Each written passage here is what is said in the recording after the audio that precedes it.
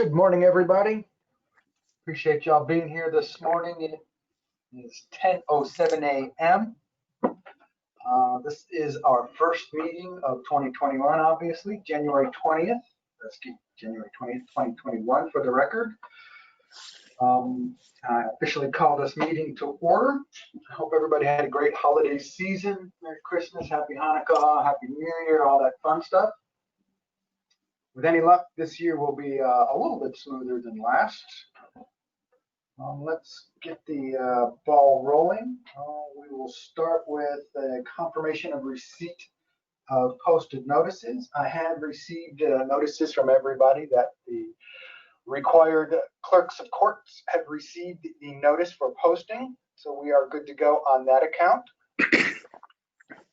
Moving along to item number 3, welcome and introductions. I guess I'll fire that up. My name is John Martin, General Manager of the Southeast Texas Groundwater Conservation District. Our district is comprised of Jasper, Newton, Hardin, and Tyler counties, and welcome everybody. Why don't we start with Ms. Sam next? Hi, I'm Samantha Ryder with Lone Star Groundwater Conservation District representing Montgomery County. Mr. Ashworth, how are you today? Good morning, everybody. I'm Gary, and I take care of Polk County and San Jacinto County. Standing in place for Mr. Holland, we have Dr. Bill Hutchison with us today. Zach had something pop up, could not make the meeting, and they do have an official alternate. How are you doing this morning, Bill?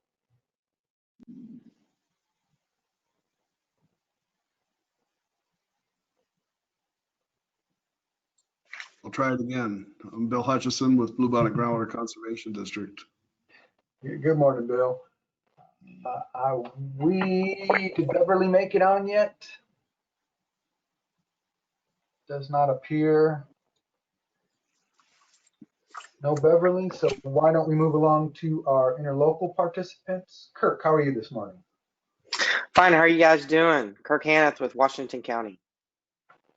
Thanks. Kirk is Pudge on this morning. Mr. Wilcox, how are you today?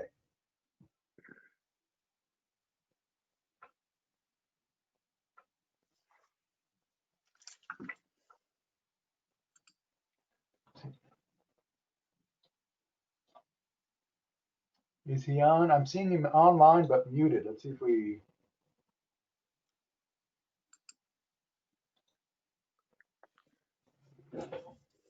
Yeah, I'm online. Can you hear me? Yeah, there you go, Pudge. How are you today, sir? I'm fine. How are you? Good, good. Next, Mr. Turco. Good morning, everybody. Mike Turco, General Manager of the Harris-Galveston Subsidence District. Mr. Thompson. Good morning, Robert Thompson for the Fort Bend Subsidence District.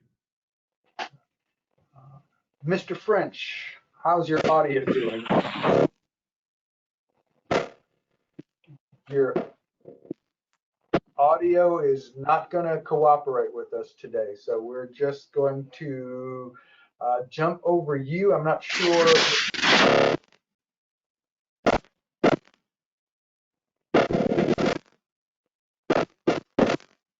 Maybe it'd be better if you try and call in directly.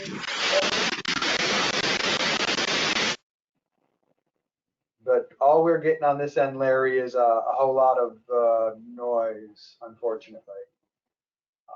And that leaves us with Mr. Wade Oliver. How are you doing this morning, Wade? Good morning, John. Good morning, everybody.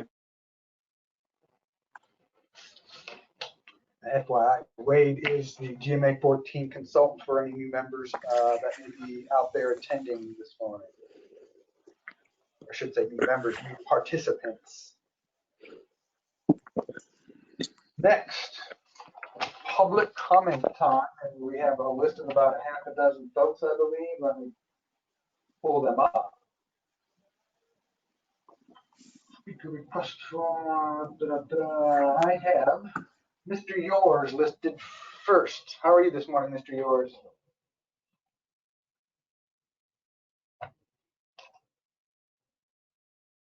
Was that a yes? We didn't hear a question, but I can hear you now if that's what it was.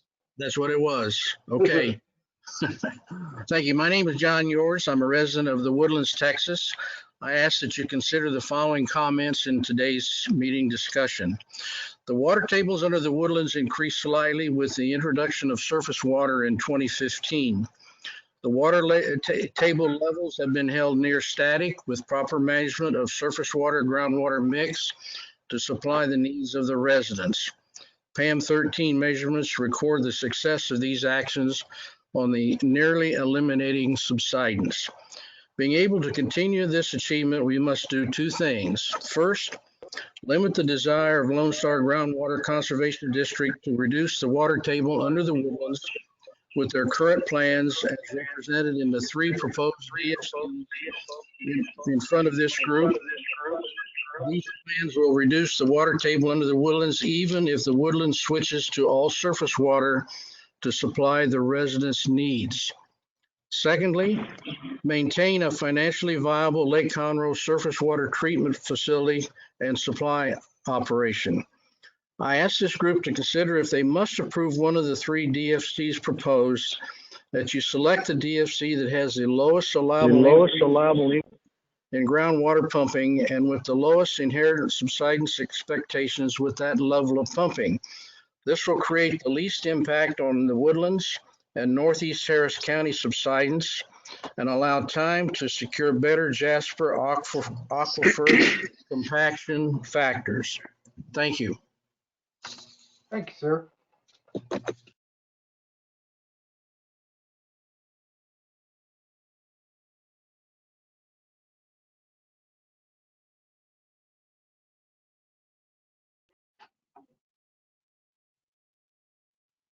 How are you today, sir?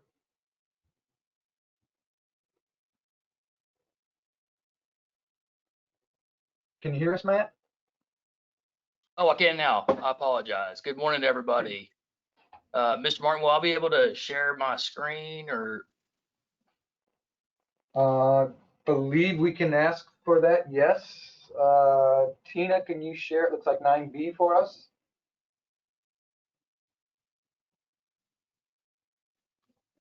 And I guess we'll probably have to scroll through that. I did not put it up as a presentation. Okay, does everybody have a copy? There you go. Yes, everybody has a copy of it. Yes. Okay. So I will not be able to share my screen. Is that correct? Oh, there we go. All right. Well, my name is Matt Corley. I'm with the San Jacinto River Authority. I appreciate the opportunity to provide some information this morning. This is the Woodlands Division Static Well Level Report for 2020. This report's been presented to our board, GRP Review Committee, Lone Star Groundwater Conservation District, and the numerous MUDs in the Woodlands. Slide one, please.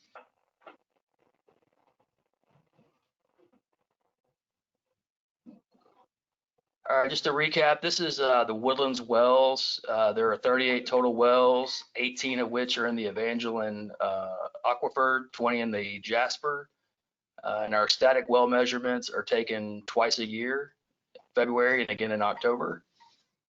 Got a map that shows the various wells in the Woodlands. Next slide, please.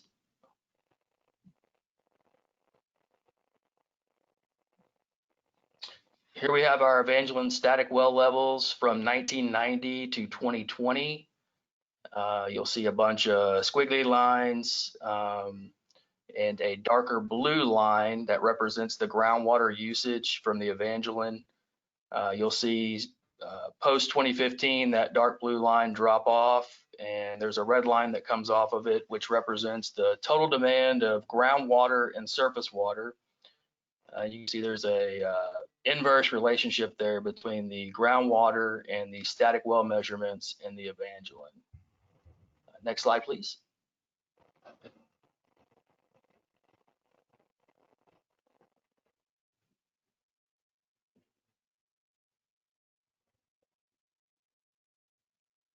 There might be a little bit of a delay. I'm still seeing, there we go. Okay, so this slide came from the USGS data.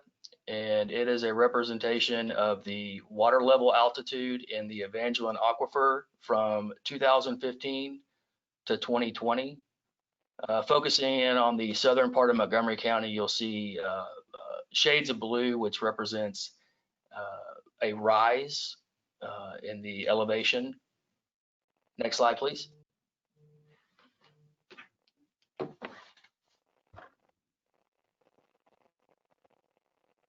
So this is Evangeline Aquifer still, but this represents elevation change from 2019 to 2020. You'll see shades of orange and red, which represents a decline in elevation. So from 2015 to 2020, we had some rises, but focusing in on 19 to 20, we have declines. Next slide, please. Similar to the Evangeline slide, this is our Upper Jasper static well measurements, similar looking graph. We have that inverse relationship between the groundwater pumpage and our static well levels. Again, we show the red line after 2015, which represents the surface water coming online. Next slide, please. Similar graph as the Evangeline slide. We're showing rises in the elevation of the Jasper Aquifer from years 2015 to 2020. Next slide, please. But again, in 19 to 2020, we're showing declines. Next slide, please. So this is our static well levels. We took a mixture of Upper Jasper and Evangeline wells and focused in on the years 2010 to 2020. You'll see introduction of surface water starting in 2015. Our blend ratio was 65% surface water to 35% groundwater. You can see post introduction of the surface water, we have some rebounds, relatively stable trends in the aquifer. But then due to budget constraints, we've reduced the amount of surface water we're producing, and that blend ratio is now 35% surface water to 65% groundwater, and we show a little bit of a drop. Next slide, please. So looking at the PAM sites in Montgomery County, there's 3 in the Woodlands, PAM 68, 13, and 69. PAM site 13 is the oldest, established in 2000. It's one that we benchmark against because there's more data available. Next slide, please. Here's our PAM 13 data. Next slide, Mr. Martin. Laying the blend ratios on top of the PAM data from 2010 to 2020, you can see before introducing surface water, we had a downward trend. Post introduction of surface water, relatively stable trend, and then since the reduction in surface water, we can start to begin to see kind of a slight downward trend. Next slide, please. And wanted to mention our newly established core site in the Woodlands. Got several partners on this: the Subsidence District, Woodlands Water, SJRA, Lone Star, the Grogan's Mill Village Association, and special thank you to Mr. Yours. He's a MUD 36 member. Y'all just heard him speak. He was instrumental in getting this established, and so special thank you to him. Next slide, please. And here's a picture of myself, Mr. Yours, and Mr. Turco at the newly established core site that we've named the John Yours core site. And it's located at SJRA's lift station number 27 in the Woodlands. And you have a map there that gives you a reference of where that is located. Next slide, Mr. Martin. And that is it. I really appreciate your time. I think I've gone over, but appreciate the opportunity to provide you this information. Be happy to answer any questions if you have them. Thank you, sir. You did go over a little bit, but I'll give a little flexibility. It sounds like there were some delays in the slides popping up on your end. You went over about 1.5 minutes, I'd say. So I appreciate it. Not too bad at all. Let's see who are next on the list. is going to be Mr. Mark Meinroth. Mr. Meinroth has slides also. Mr. Meinroth, similarly, we need to try and keep it to about 5 minutes. A little flexibility is not a problem. Just be sure to hit your key points as well as you can. It looks like really interesting information too. Thanks.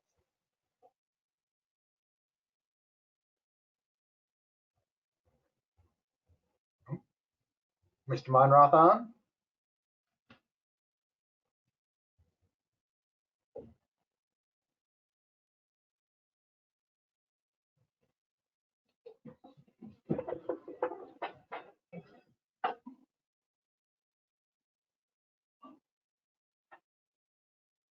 You reckon there's any particular reason it looks like we lost a lot of people there? Video, just no video. Can Miss Tina hear me? Yes, and Mr. Meinroth is unmuted and should be able to speak if his microphone is working. Can you hear us, Mr. Meinroth?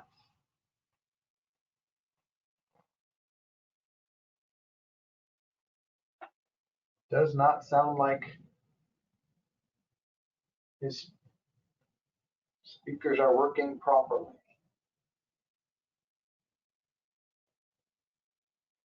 What we'll do is we'll move along to the next person on the list. And Mr. Meinroth, if you can maybe see if you can resolve the audio issue, we'll touch base back at the end of this list and see if we can get you in. That being said, next on the list, I have Mr. Timothy Gordy. You with us, Mr. Gordy?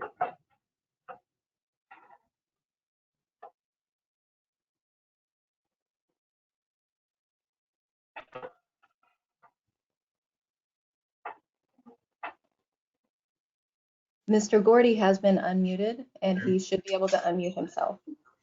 So, can you hear me up there? Yes, Mr. Gordy, how are you today? Do we have video by any chance? The camera?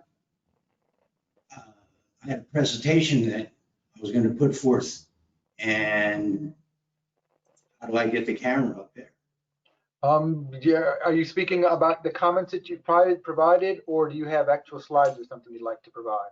I have a whiteboard that I would like to show to demonstrate what's been going on. Do what now?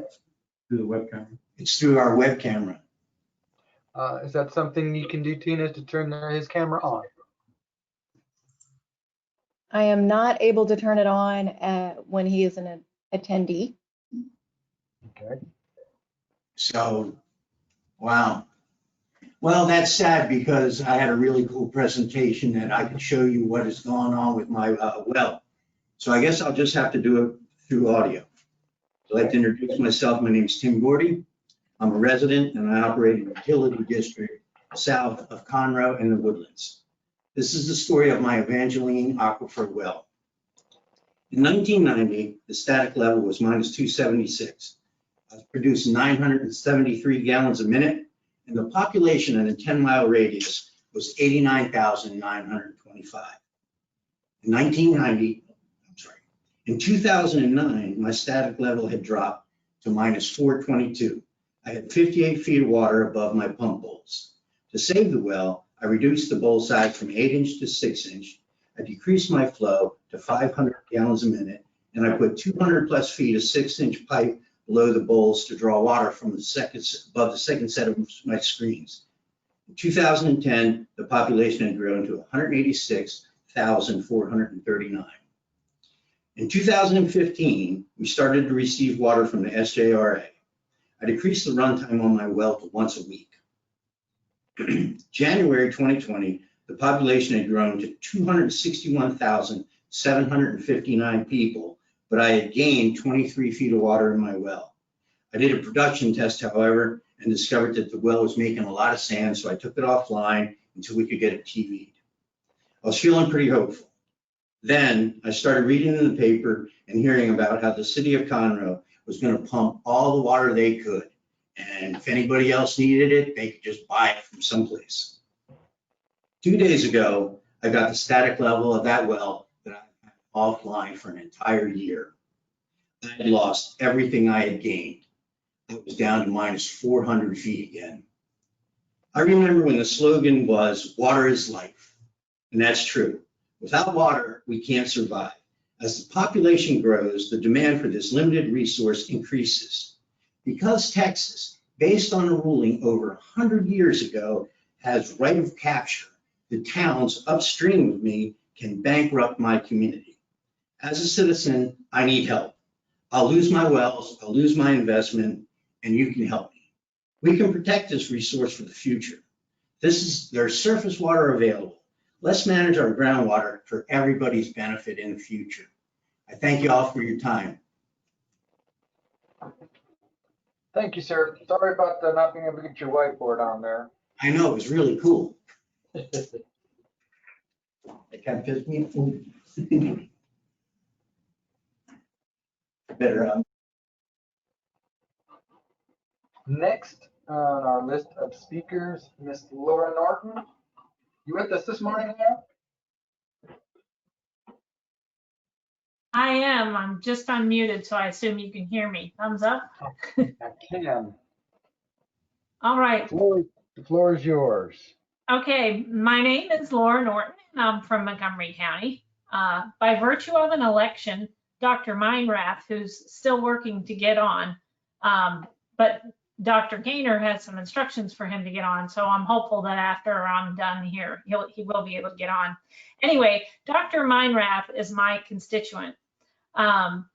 He and many others in our community, including the president of our township board, have suffered enormous financial losses directly from fault activation.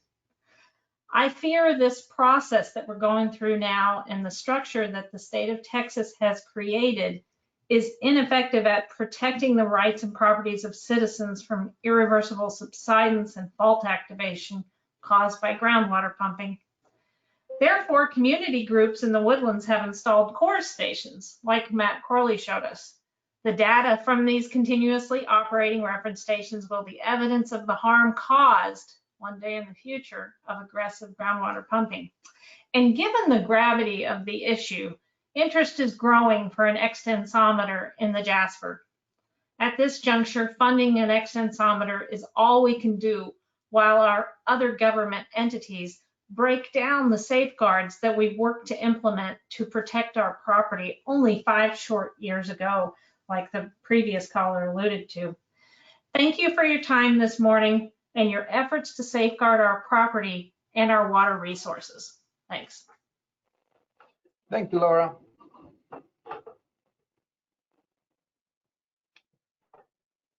Let's see. I received written comments from the Southern Montgomery County MUD.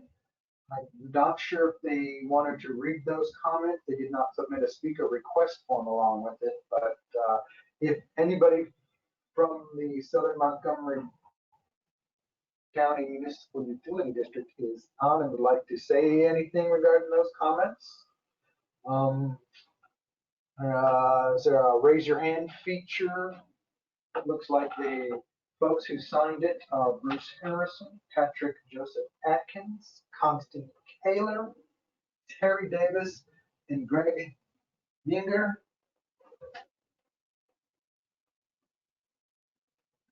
Any signs that any of those folks are on and want to make a comment?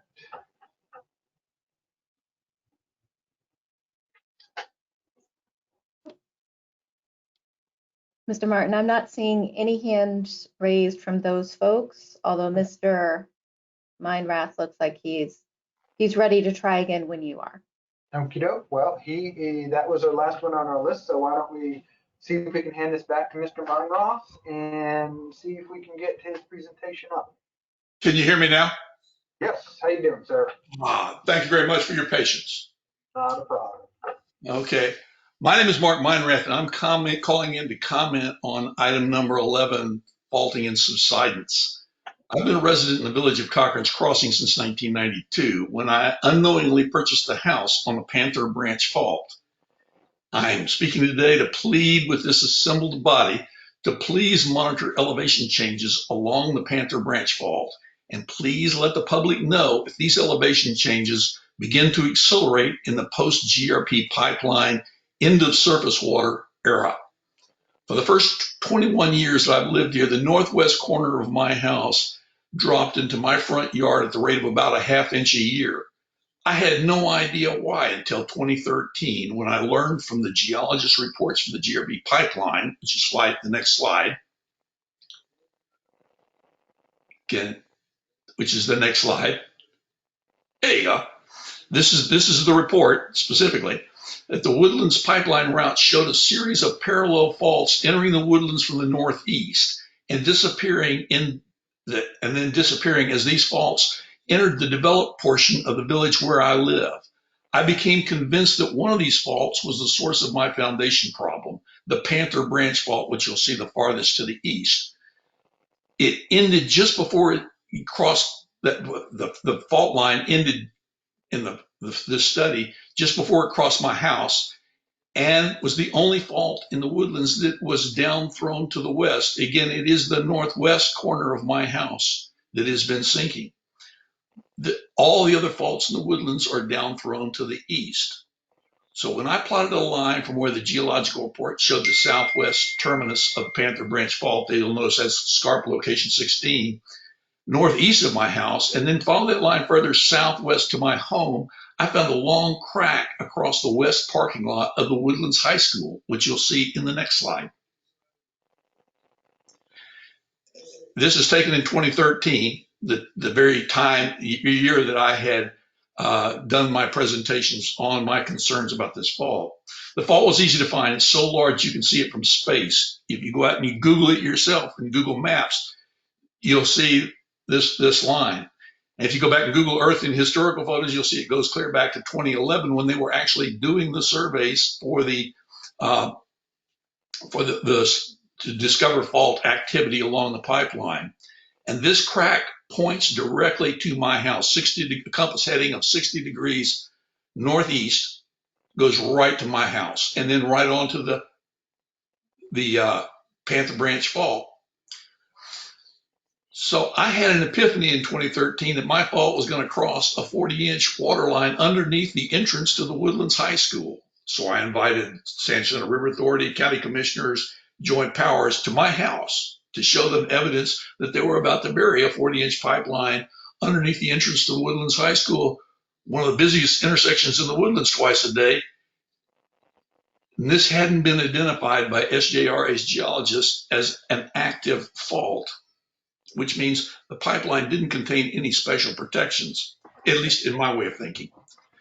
The advantage of showing them my fault epiphany, if you'll pardon the expression, at my house, as opposed to at their office, was it allowed me to show them the front sidewalk of my house was a foot lower in 2013 than it was when my house was built in 1992.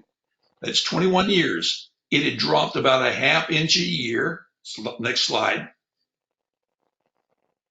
That just shows the lineup of the thing. Go to the next slide, please. Slide. Okay. You'll see this is a diagram of my house. It shows with contour lines how my house had dropped from 1992 to 2013, the change scores, and the rate of change in the last column. Now, this only goes up to 2013. This is what I presented to the assembled body in my front yard, in my front of my house in 2013. So from this business, this allowed them to go through the front sidewalk. My house had dropped a ½ inch a year. They did not buy into my prediction that the fault crossed the pipeline before the pipeline was finished. So I did all this presentation. I showed them the data in 2013, the projection of the pipeline, but I wasn't able to close the deal. Only after the completion of the pipeline a year or two later was I able to persuade the San Jacinto River Authority to take another look at the Panther Branch Fault. Now, this is in 2015. Just as the GRP pipeline was placed into operation, the San Jacinto River Authority placed a survey line of elevation monuments across the street from the pipeline, which indicated such that they straddled the fault line that I had predicted back in 2013. And again, I predicted that by just connecting a line between my house and the parking lot crack. Using conventional survey instruments, The elevation of each of 19 monuments was remeasured twice a year over the next 5 years. The results of this 5-year study, which was completed last March, show that there is definitely a pattern of elevation changes consistent with the location and character of the Panther Branch Fault. It is where I said it was. Only all the monuments to the east of the faults did not change in elevation over 5 years, which means that the fault was not caused by a rising ground, but was caused by a lowering of the ground on the west side. Every monument on the west side had dropped in elevation. The problem I was faced with was the SGR fault mattered in terms of where it was, but it didn't matter in terms of how large the differential change in elevation was over the 5-year period that they were looking at the fault. So, Mr. Monroth, I need you to wrap it up here pretty quick. okay, as soon as I can. Okay, so the pattern of the changes was where I said it was. The elevation differences were off the mark. That's when I saw a presentation by Mike Turco, which I think I don't need to go over. It's in the next slide. My fault declines, or the changes in my house, the rate of change in my house, were exactly as Mike Turco found at PAM 13, which is located just a couple of blocks east of both my house and the high school.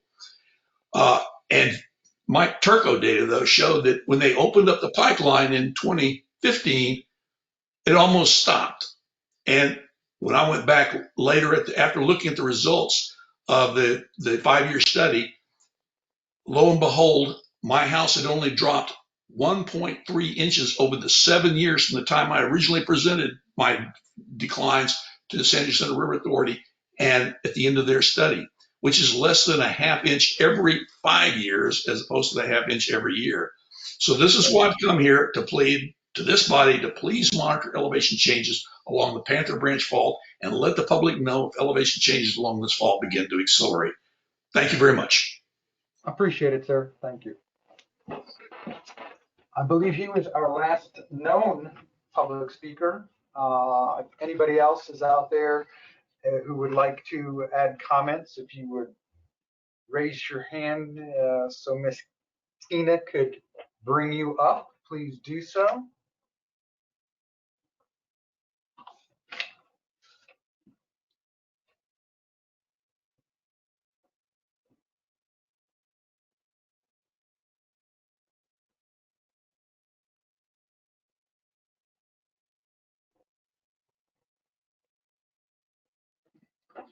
We seen any hands, Miss Tina? I am not seeing any hands. That being said, we shall move along to agenda item number 5, discussion and possible action to approve minutes of the November 18, 2020 GMA 14 joint planning meeting. Did get those out a little bit later than normal. I did get some feedback on them late yesterday afternoon and made a couple of changes this morning. Essentially, a couple of words, strike-through words were left in the document. I think the word "a" and the word "the" have been removed since this morning. And Ms. Reese's presentation has been included as an exhibit. Those were the changes made this morning. And with that being said, if anybody has any questions, feel free to ask, or I'll entertain a motion to approve those minutes.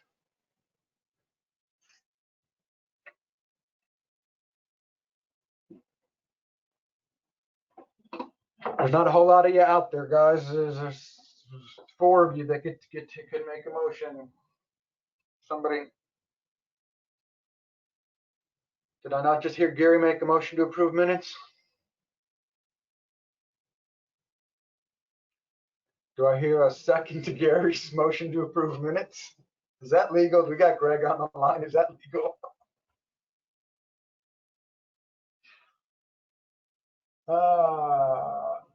We've lost audio by the sounds of it. I see Sam talking, I see Gary talking, but I'm not getting any audio.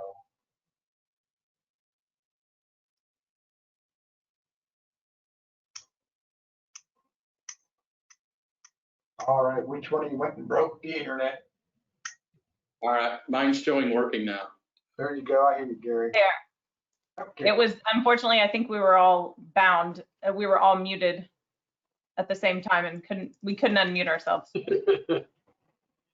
But John, yes, I did make a motion to approve the edited minutes. And did I hear Sam make a second? I can make a second, but I also saw Beverly seconded via the chat. I don't know which you want to So- take. We'll give it to Beverly. She's already been on it. So Okay. thank you for pointing that out, Samantha.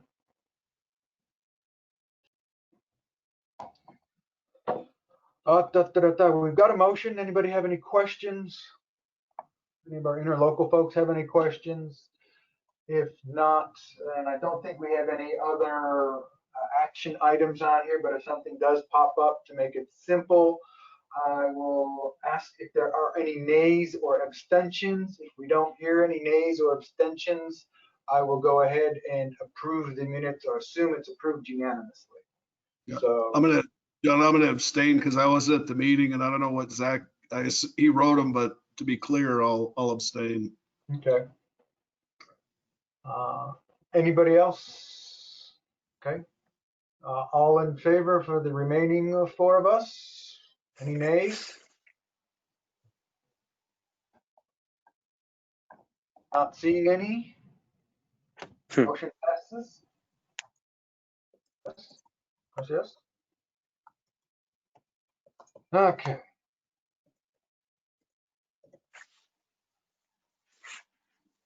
Next agenda item, number 6, update from the Texas Water Development Board and discussion of any related items of interest to GMA 14.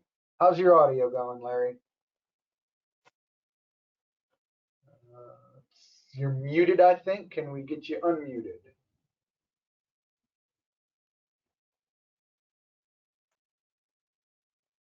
No.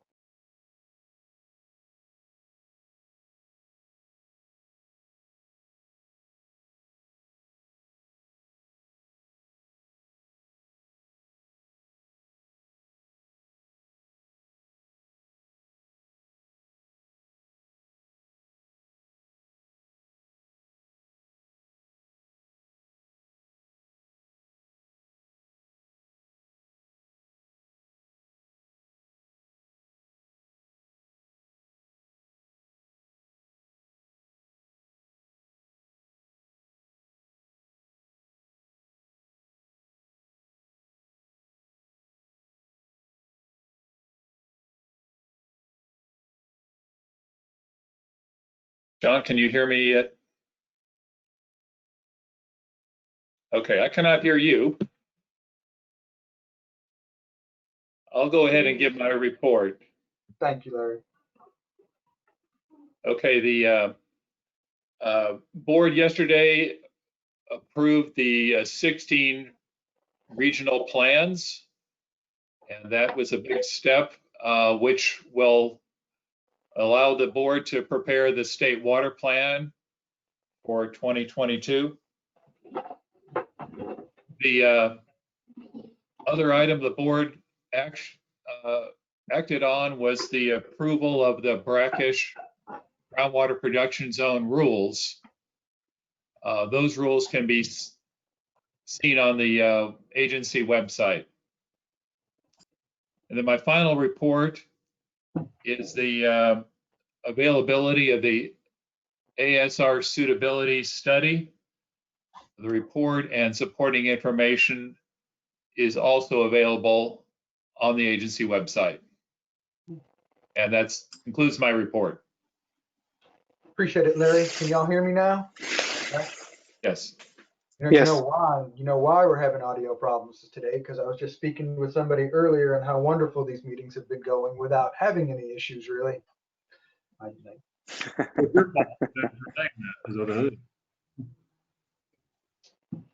Okay.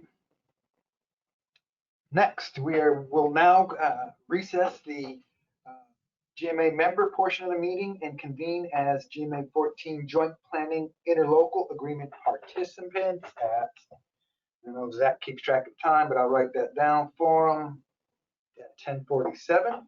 Our first item on the list in that portion of the meeting is item 7, presentation and discussion by districts or interlocal agreement participants of recent activities of interest to or impacting the GMA 14 planning group. I've had a relatively quiet winter, so I don't have anything to put in here myself. Anybody else have information they would like to provide to us?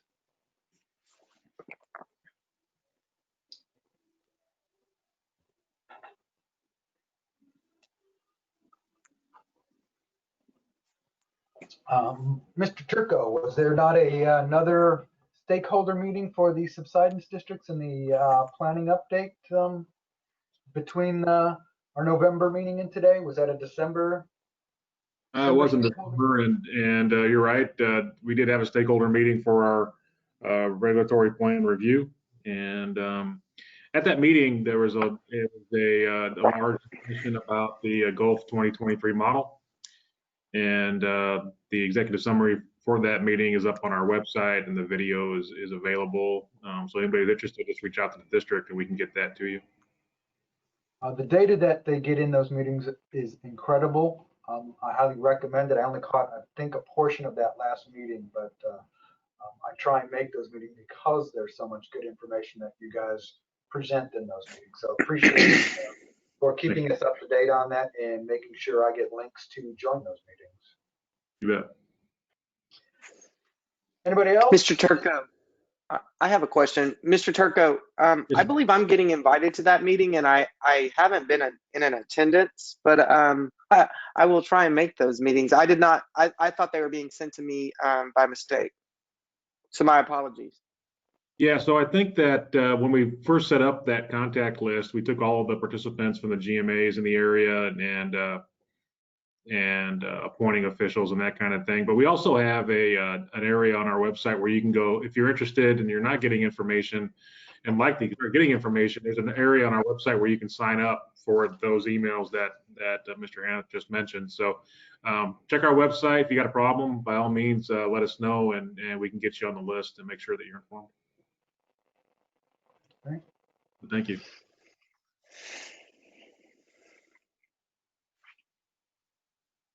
Any other comments? And nothing too exciting happening for anybody else either, huh? Moving along then. Number 8, discussion and consideration of current desired future conditions as they relate to recent static water level measurements within GMA 14 member districts. If y'all remember, quite a while back, I shanghaied a few of our interlocal participants. I think it was Zach, Gary, and Mr. Thompson to put a committee together or be the committee and pull data together and wrap us up something. I think Zach kind of took the lead, and I saw the report yesterday that he had Dr. Bill Hutchison put together for us. Far more than we could have ever asked for, so thank you very much. And that being said, I'll just hand it off to you, Bill. Okay, thank you. How do I do the screen share? On mine at the bottom, I usually get something that pops up that's a screen share. Oh, there we go. My screen. Okay. Oh, there we go. Got it? We got you. All right.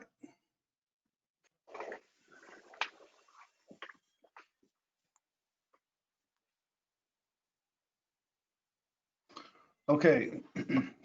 After the last meeting that I wasn't able to attend, Zach asked me to put together this. Oh, hold on a second here. We got to get. Okay. Zach asked me to put together a comparison of measured and simulated drawdowns.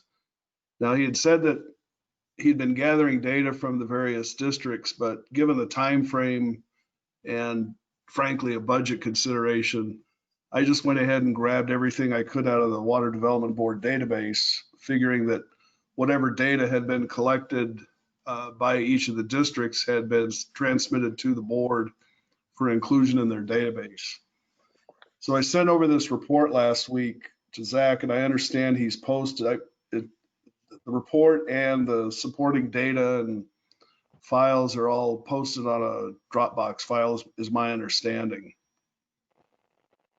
So basically what we're dealing with are two DFCs, the 2016 DFC for the Gulf Coast Aquifer, which is expressed as average drawdowns for each county aquifer unit in 2070 with a base year of 2009. Now, we're also dealing with the 2010 DFC in Montgomery County based on their settlement and their management plan update. And that actually splits the Montgomery County for each aquifer unit from 2008 to 2016, and then also expresses a DFC from 2016 to 2060. So there's two pieces of information. The actual model files can be used with the cell-by-cell groundwater elevations for each year. For the 2016 DFC, we use the HAGM, and for the 2010 DFC, we use the old GAM. And those simulated outputs are then compared with measured groundwater elevations in each well from the Water Development Board database. So the database has lots of information.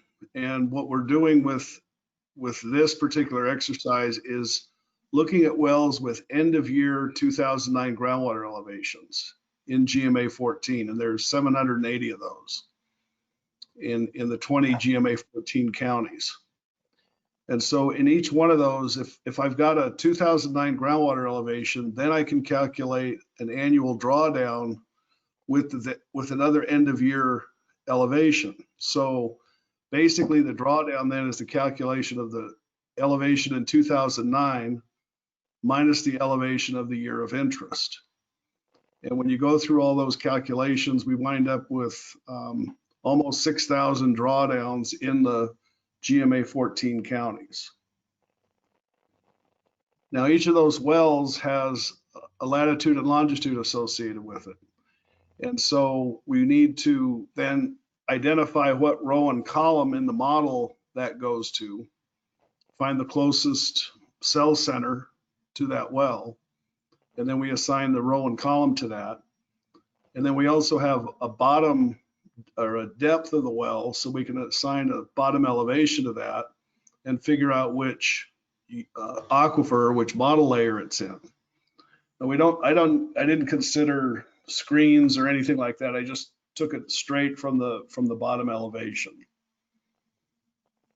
So when you get all that done, these 5,975 measurements can be broken down by county and by layer like this.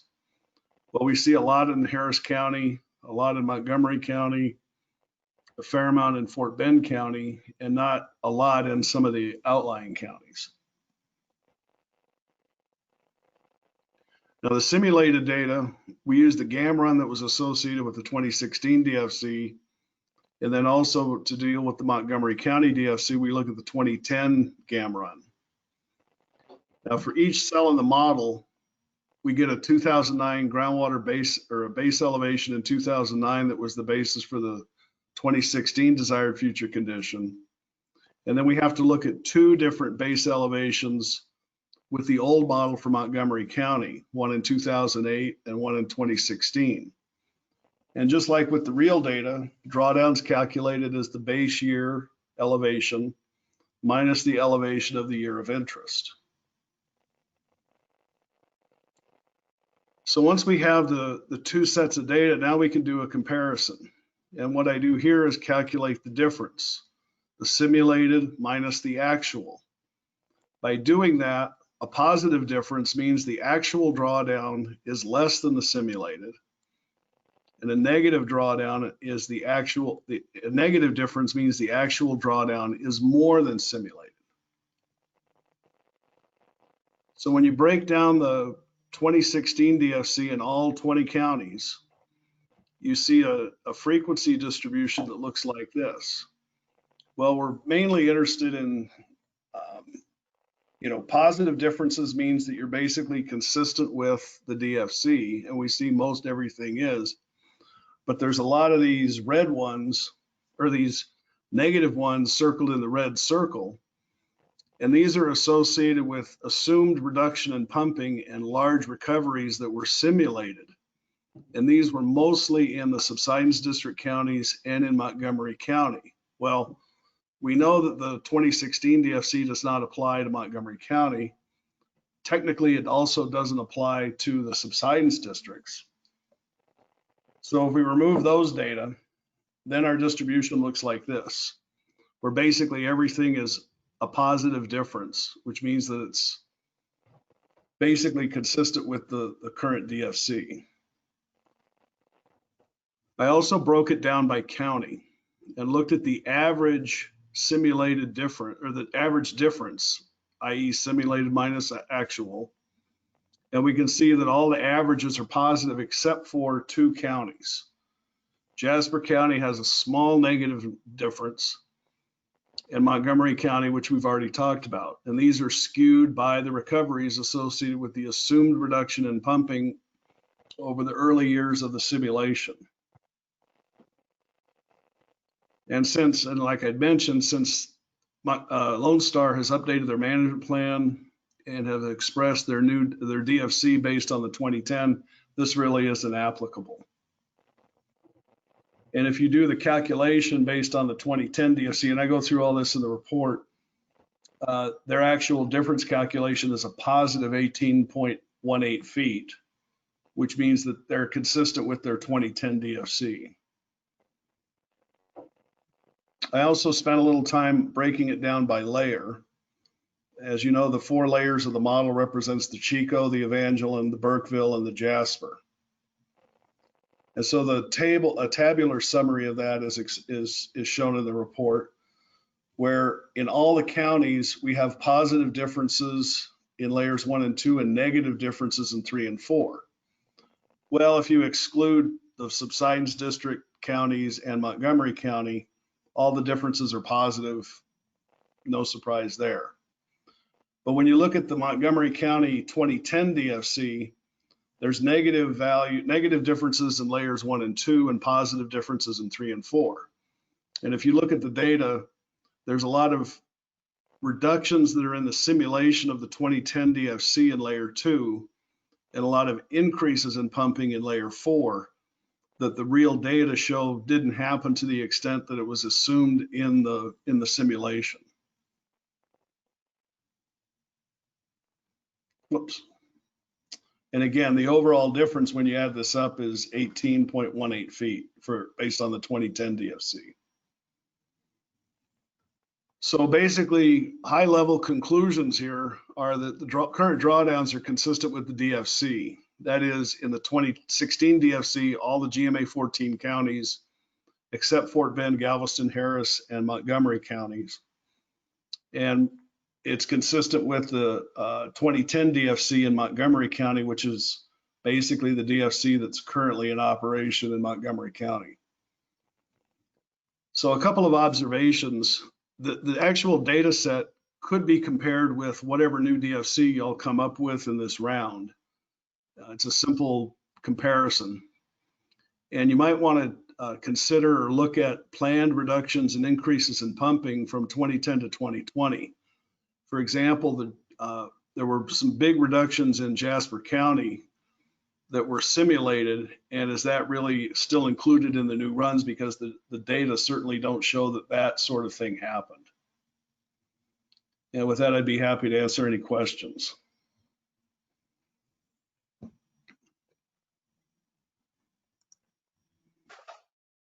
Hey, Bill, I have 2 really quick questions. Sure. The first one is, you mentioned at the beginning that you didn't consider the screens. Can you explain for me, layman's, not a science background, why or why not? What difference does that make? Okay, so let's say, for example, in a particular well, when you get into a particular model cell, the top of the Evangeline is 200 feet down, but the well depth is 240 feet. Well, the screen may actually straddle both the Chico and the Evangeline. And so I didn't drill down to say, okay, this well might have more than one aquifer it's monitoring. I just took it straight as the bottom, as where I defined it. And since I had so many wells and so many measurements, and the objective here was to get a very broad brush view of it, I didn't think that was a terrible assumption. Okay. And then the second question I had was, you mentioned the simulated recoveries. I'm assuming those came from regulatory plans for the subsidence districts in Montgomery County? I don't know where they came from. All I did was read the model files that were the basis for the 2010 DFC and the 2016. Okay. So it's strictly related to what were the assumptions in the model and how that translated to the DFC. Thank you.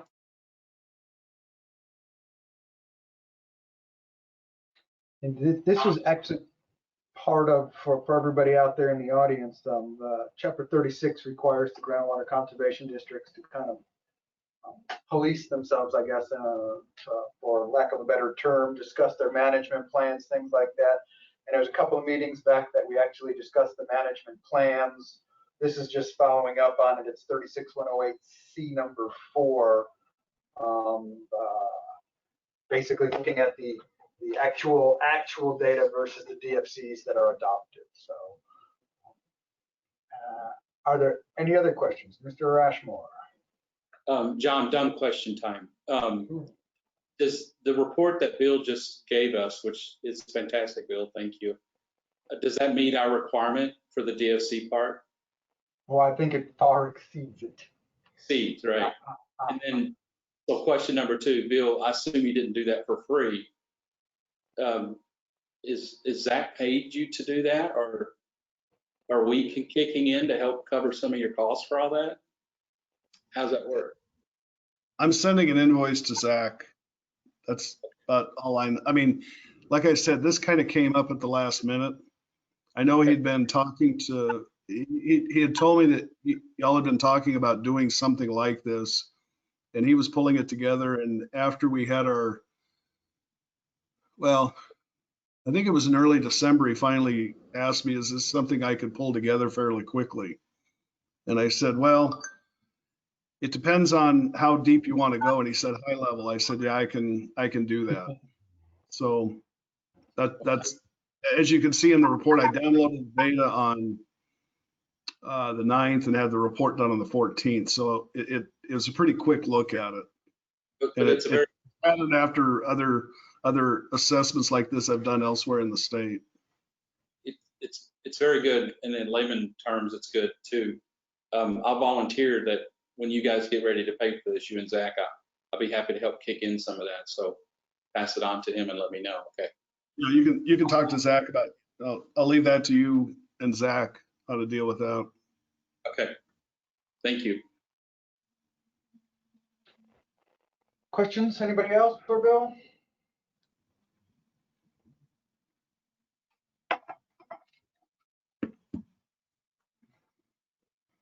Moving right along then, agenda item number 9, presentation, discussion, and consideration of socioeconomic impacts reasonably expected to occur as required by Texas Water Code Chapter 36, 108D6.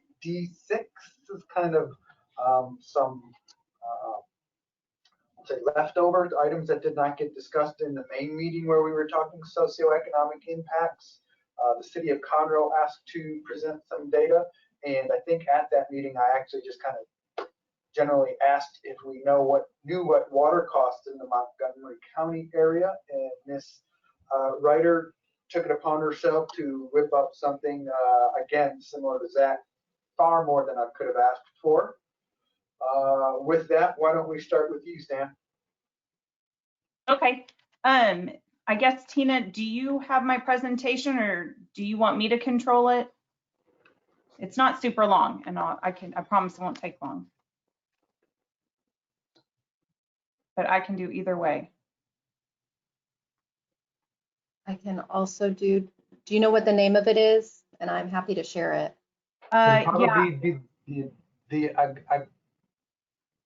Use the agenda item, which is 9, and it'll be either 9A or B. Got it. Do I have to do anything to release this? To release the report? No, to release the control. Because I think I was listed in control. I do not know. I guess I'm on. Okay, good. There we go. There we go. Okay, cool. I'll get started. So, and Tina, if you could just go to the next slide.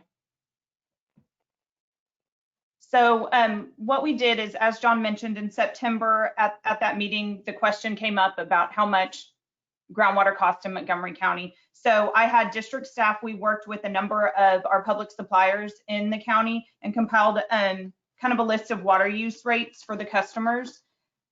Here, we just go through what we attempted to collect, and everyone was very helpful. We looked at base rates. A majority of our permit holders, public suppliers do water use fees by tiers. Then there's the administration fees. If there were GRP fees, we included that. And then we looked at it on average as a household monthly bill. Next slide.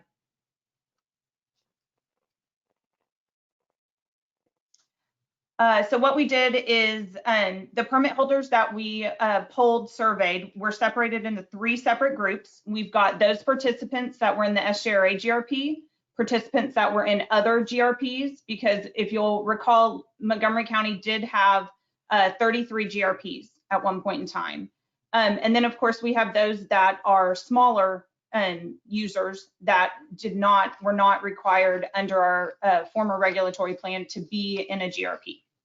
Can I interrupt real quick? Yeah. And I'm pretty sure I know what GRP stands for, but I'm guessing the majority of folks don't. Yeah, it's a groundwater reduction plan. So it was a strategy that was in line with previous rules that required a reduction of large volume users, which ended up being those permit holders that were permitted for 10 million gallons or more. Okay. Sorry, next slide, Tina.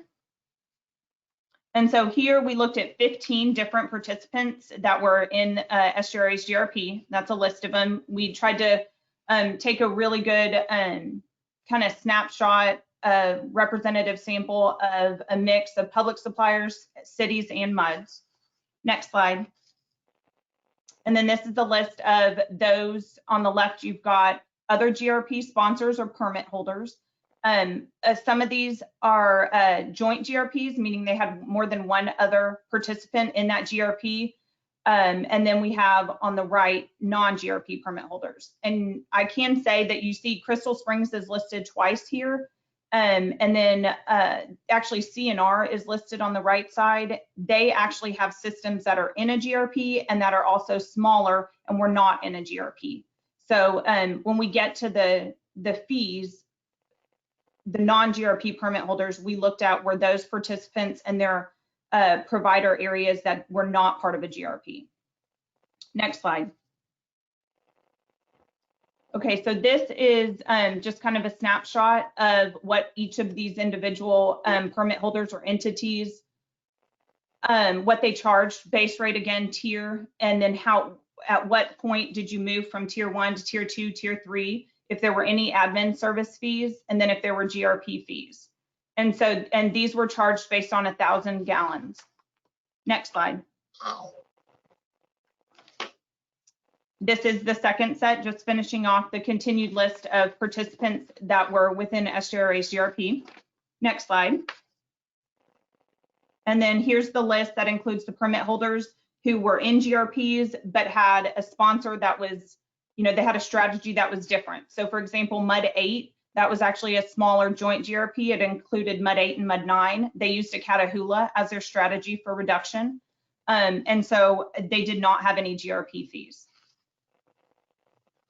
Next slide. And then this is the third group that includes those smaller users. And again, you can look and see we don't even have a column for a GRP, but the fees, they're a little bit different. And again, just to note, Crystal Springs and CNR Water, they have a number of systems that are part of a GRP, and then a number of systems that were not part of the GRP. And these are there are others out there, but these are just a few that we pinpointed. Next slide. So this is the totals. And again, we just took SJRA's GRP participants. We based that on 5,000 gallons used per month. So you can kind of look at that and trying to keep everyone the same. I'm trying to think if there was, I think that was it. Next slide. We also did it based on 10,000 gallons used. And so, of course, you know, it just about doubles. It just depends on where those tiers structured, where those bookends were for at what point did you cross over into a different tier. Next slide. And then this is the same for those other GRPs, 5,000 and 10,000. Next slide. And then the non-GRPs, we did the same thing, 5,000 and 10,000. Next slide. Okay, and then Tina, if you'll go to the very last one, all of the GRP or the GMA reps have a copy of this, but this is just the raw data. I wanted to make sure and kind of show our work, so to speak. And again, it includes the entity, the base rates, the tiers, the admin fees, any GRP fees, and then what the totals were based on 5,000 gallons used and 10,000 gallons used. And that's really it. No results, strictly just survey information that was produced. Okay. Much appreciated. Like I said, as both you and Zach went far and above with these reports you put together for us. So much It is interesting to see the numbers on paper. So. Anybody have questions for Sam? Yeah, any questions?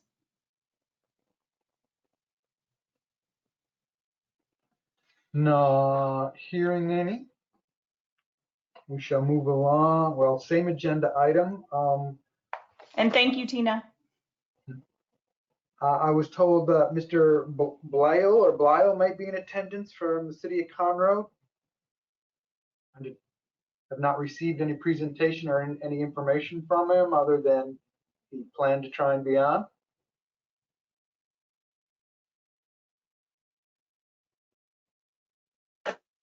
Mr. Martin, would you like him to speak? Yes, please. Yes. Can you hear me now? Yes, sir. How are you today? I'm good. It's good to see you all again. And Samantha, that was a great report. I'd like to get a copy of it. That's really good information. So I'll come see you. My name's John Blyle, and I'm with Blyle Engineering in Conroe, and former member of the Lone Star Groundwater District Board. I served on that board from 2011 to 2018, representing the city of Conroe. They've asked me to address the socioeconomic portion of the DFCs and the process and the management plan. And I'm here to give you some information just on their Jasper wells and what we looked at back in 2017. As you may recall, I addressed this board back in October, and we talked about the strategic water resources planning study that the board at the time commissioned from LBG Guyton. And from that study, eventually what was called Run D was adopted as the DFC for the management plan in 2017. And so I think you all know the history there. What we did on behalf of the city of Conroe, we took the results of the study and we actually got data from their public works department on all their wells. And we took a look at 18 of their wells, the older wells, some of the middle wells, and then the later wells. And what we were trying to look at was how would the DFCs that were adopted at the time, what would that effect be on these wells projecting out to the year 2070? And so I'm just going to give you, I don't have a presentation, I'm just going to give you the results of that study. And John, if you all want a copy of what we did, I'll be glad to send it to you. But we discovered that they had 2 of the 18 wells projecting out to 2070. Well number 1 and well number 2, their 2 oldest, where the projected water levels, the static water levels were below the screens. And the other 16 wells, the projected static water levels were well above the screens. Some wells would need to be, the pumps would need to be lowered. We believe that the older wells won't even exist in 2070. But the purpose of the study was to, like I said, just to see what the impact projection would be. The submergence ranged from 173 feet to 433 feet below the screens. And so the city of Conroe and the city council has asked me to give you this information. And in summary here, they support the current management plan and the DFCs. I think there are 3 proposals from Lone Star. And based on the current data that we have and the future projections, we believe that the city won't have an impact, a socioeconomic impact or an economic impact on their wells, except for the 2 oldest wells. And we don't believe those will exist in 2070 anyway. So I have no other information to give you this morning. I'll try to answer any questions if you have any. And if you like, say, if you want a copy of what we did back in, this was from 2017, and the previous DFC that was adopted by the board at that time, I'll be glad to send you the information if you want it. Any questions? Any questions for Mr. Blyle? And I would love to get that report. We'll include it in the record, specific to the socioeconomic impacts of this round of DFCs. Okay, I'll be glad to send it to you, and thank y'all for your time today. Thank you, sir.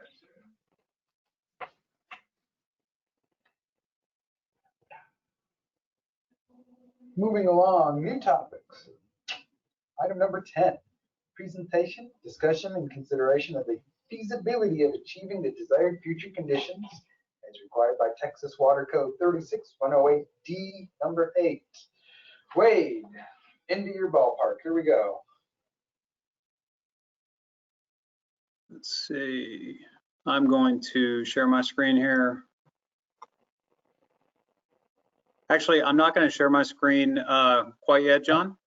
So Okay. the discussion of the feasibility of achieving the DFCs is not one that really merits a presentation. So typically this item is handled at the GMA level by demonstrating on a physical basis that each of the DFCs can be achieved at the same time, and this is done through modeling and by demonstration that if there are individual DFCs in individual areas or individual counties, that they can all coexist. The modeling that we have done demonstrates that, and so that's really all that there is on the physical feasibility of achieving the DFCs. How about with regard to the subsidence aspect of it? Little individual GCD like me, and I guess and a few others of us really don't have any subsidence monitoring site specific. Will we be able to use the drawdowns? Will the Water Development Board accept us utilizing essentially the related drawdowns that are associated with that to monitor the subsidence? Well, Okay. so drawdowns are related to subsidence, as we've discussed on many different times here with GMA 14. But I would argue that if there is a subsidence-based DFC, that some sort of direct monitoring of subsidence within each district would be appropriate. Now that can be through GPS stations, similar which exist outside of the subsidence districts. They while they're concentrated certainly in the immediate Houston Galveston area, there are monitoring stations that go throughout the Gulf Coast, and then there are also options for monitoring subsidence through remote sensing or other means. So we can discuss that, but from a feasibility of achieving the DFC statement or item, I would separate out conceptually the logistics of monitoring from that. Gotcha. So I think it's something that we're definitely going to have to settle out, because I don't know that I have sites. You know, I know there are a few sites out here, GPS sites. I don't know that I have one in each county. And I guess that'll go to how the actual DFCs are worded in the end. Yes, it will. Okie doke. Anybody else have any questions regarding item number 10 and the feasibility of achieving desired future conditions? I have a quick question, not to put someone at the subsidence district on the spot, but if you know offhand the cost associated with the installation of a GPS monitoring network, is that something you'd be willing to share? Broad brush costs for. Yeah, so it all depends on the nature of the network. You know, there are several different ways that you can monitor for land surface deformation, which subsidence is one of those things, or compaction in the aquifer. So, you know, you can put in extensometers, which physically measure compaction. You can put in GPS sites that monitor change in vertical movement. You can do historical, you know, traditional leveling, where you take a transient and a rod and you go out and reoccupy benchmarks over time. And all of those come with a different price point. Using a GPS site is probably the cheapest of all of those for long-term data recovery. That being said, it is just one point on a map. The one thing that I didn't mention in that first list was remote sensing and primarily INSAR, which is a project that we're doing right now with some sponsored research with Southern Methodist University. But even that methodology requires some actual measured data on the ground. So when you break it all down, the monitoring for deformation, you know, your base gauge, your base measurement is going to be either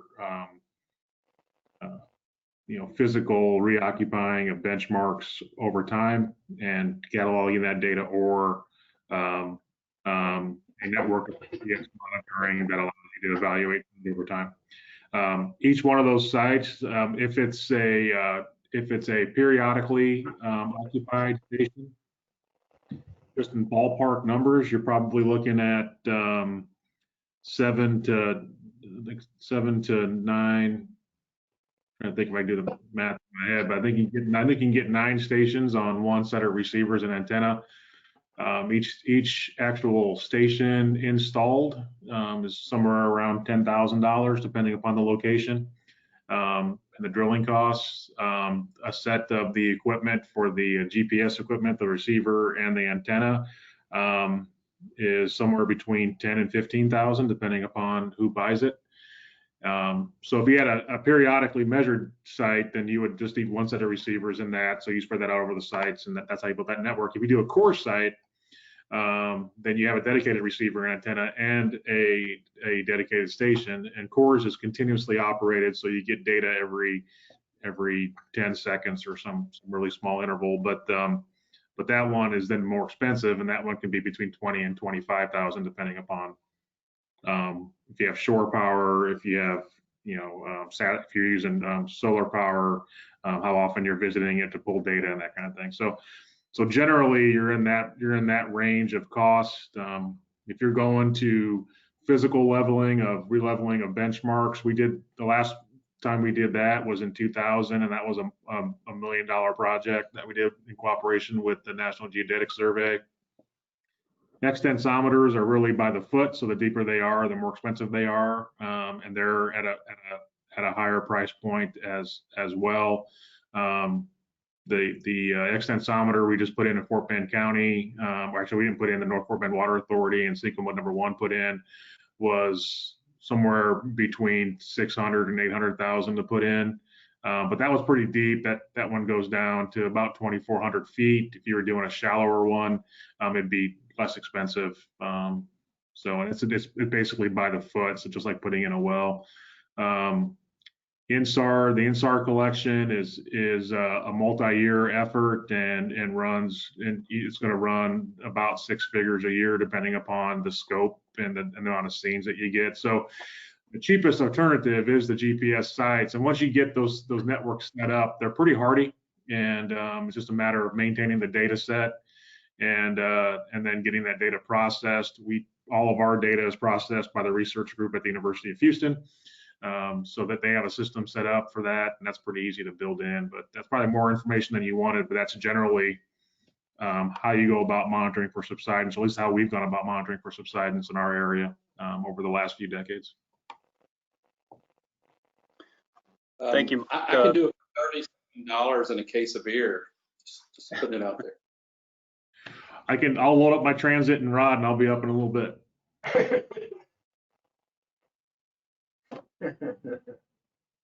Thank you, Mike, though. The cost information there, and in addition to the other details about the options that are available, is really helpful. Hey, Wade, I have a quick question, Sure. or really just more of an explanation. Can you talk a little bit more about feasibility factor with DFCs? Is it, I mean, does it have to be modeled, measured? What, can you go into a little bit more details? Because I was trying to take notes and you were going fast. So I typically break feasibility into 2 bins. One would be the physical feasibility of achieving DFCs simultaneously. For example, if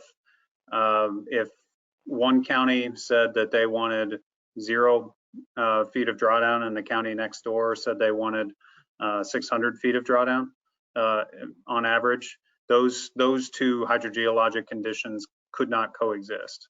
And so that's, in my mind, that's what this item is intended to address. Can you achieve these goals at the same time? A petition process from the first round of DFCs, not within GMA 14, brought up the concept of regulatory feasibility, and that is, do the districts have within their regulatory toolbox the abilities to achieve the DFCs that are adopted?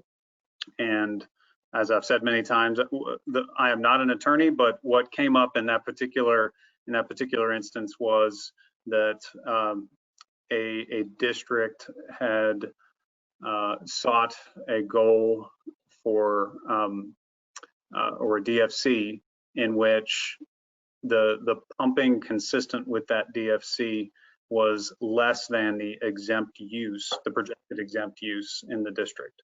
And so there was a conclusion that it was outside of the regulatory reach of the district to actually achieve that goal because they didn't have the regulatory tool to do that. I don't think that the regulatory piece applies with the 3 options that are under consideration now by the GMA. And then what you were saying with John, the subsidence, the potential for a subsidence component with the DFCs, that would fall under the physical?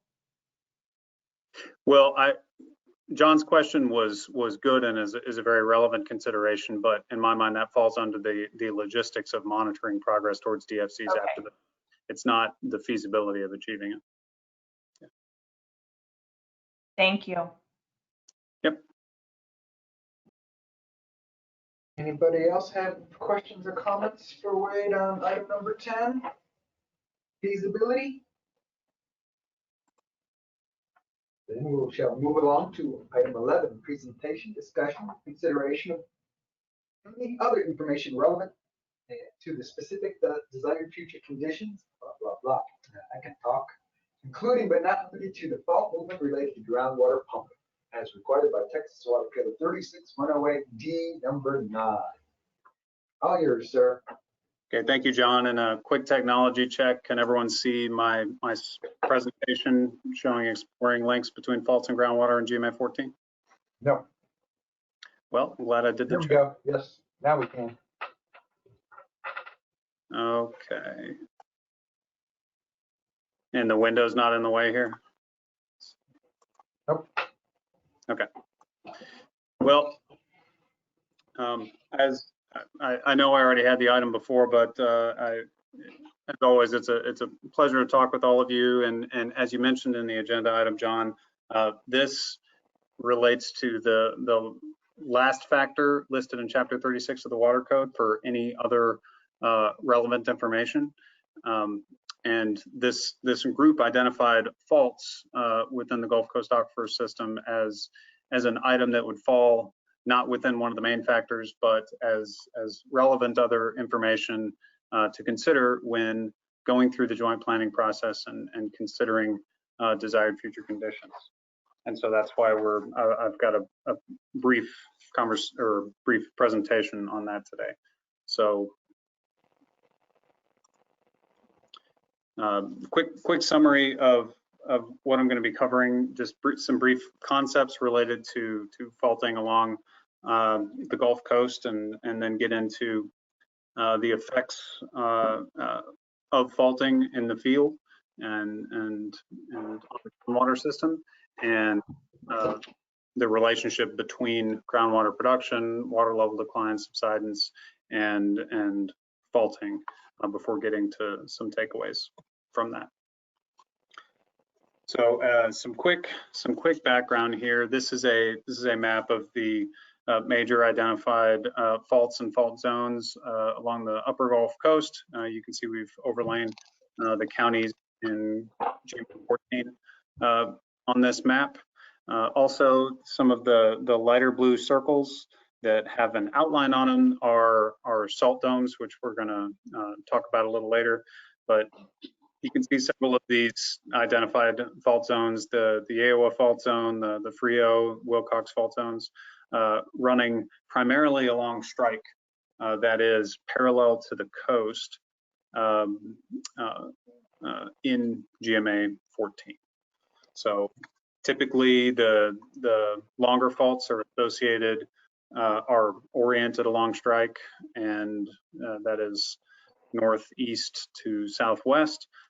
Some of the shorter faults aren't going to be associated or oriented along strike, and they'll be more associated with salt domes. So when we're talking about faulting, you know, most of you living here along the Gulf Coast, you've not had many news stories related to earthquakes. You know, these are what we call aseismic faults, or faults that slowly creep, and as opposed to having, you know, discrete seismic events. These represent basically the slow sliding of land towards the Gulf of Mexico, and just sort of, if you think of it as just slowly slouching towards the Gulf. A lot of these faults are what we consider Lystric faults, and that is that they shallow with depth. And so if you can see my mouse, that's what these two items on the far right show, where it's not a straight fault plane, but that fault plane moves towards horizontal the closer you get to the Gulf of Mexico.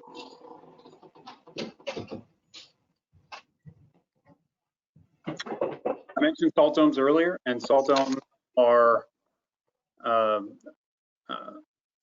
are associated with or another mechanism for faulting along the Gulf Coast.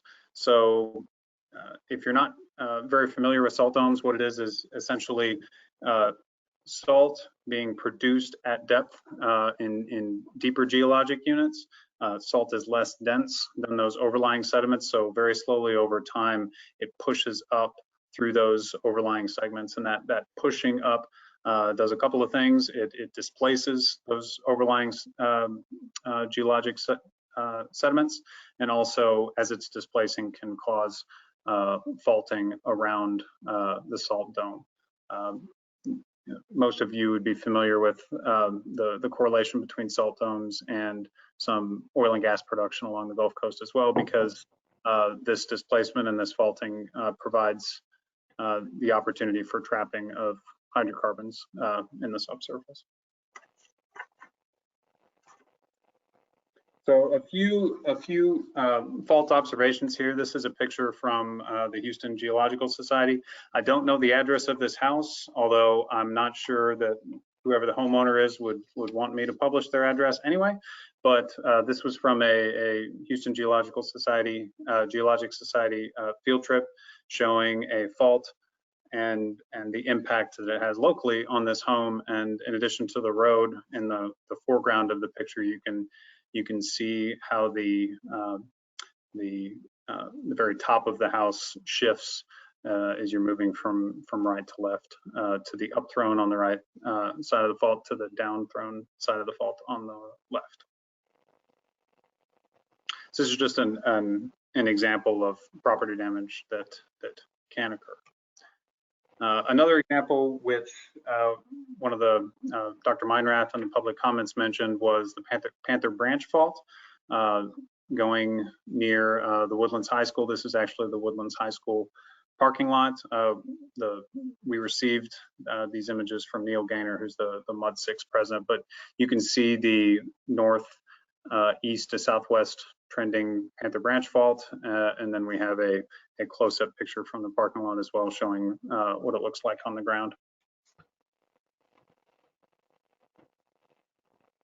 So characterizing the effects of faults in the fields and kind of in the field and what their impacts are. You know, the faults have the ability to do a couple of things. They can be a conduit for flow, and that conduit can be vertical along the fault plane here. So this is a cross-section view, or it can be horizontal, in which case it's allowing additional flow that wouldn't otherwise occur if there was not a fault there. That said, faults can also be a barrier to flow, principally horizontally, if fan lenses become disconnected from one another. And this gets relevant, very relevant, when we're talking about not only when we're talking about water levels, we're talking about monitoring progress towards DFC and also water quality as well. It's worth mentioning that the vertical component that where faults can become a conduit for flow has been attributed with upwelling of both water and gases from deeper geopressured zones.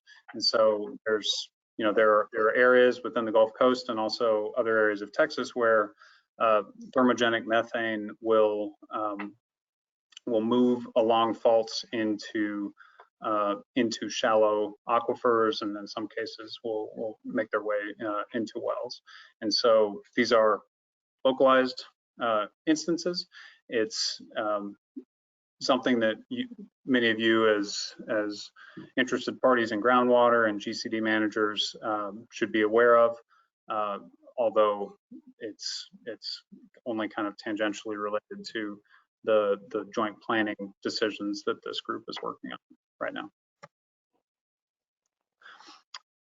Identifying faults in the field, there's a number of different ways that you can do it. Pumping test is one way in which case that if you're pumping a well, over time, you would see a change in the trend of the drawdown curve if that drawdown cone intersects a fault.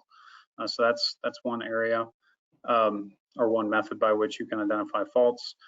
When you're monitoring progress towards DFCs, getting into this figure on the right, the water level observed in the aquifer can change significantly across a fault. So if the fault is serving as a conduit for flow, think of this red line here, you would see not a continuation of the same trend in water level, but a flattening of the water level across that fault as essentially the conductivity, the ability of the water to flow increases across the fault. Alternatively, if the fault is serving as a barrier to flow, you might have, even in the same aquifer, very different water levels. Look at this blue dotted line across the fault, because there is not or there's an impeded hydrogeologic connection between these 2 points. And so as you're monitoring water levels, as you're looking at the relationship between water levels in wells that are perhaps over, not too far from each other, considering the potential impacts of faults in addition to the, different well completions is something that should be in your mind.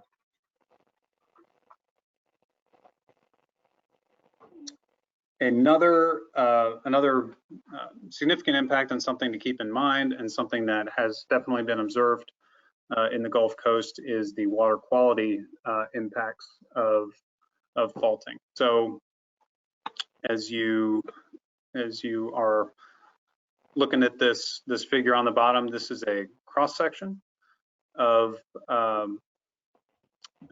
going from Walker, Montgomery, Harris, and Galveston counties. And this line right here shows the approximate base to the fresh to slightly saline water. So think of it this way, as everything above this line is fresh water, everything below this line is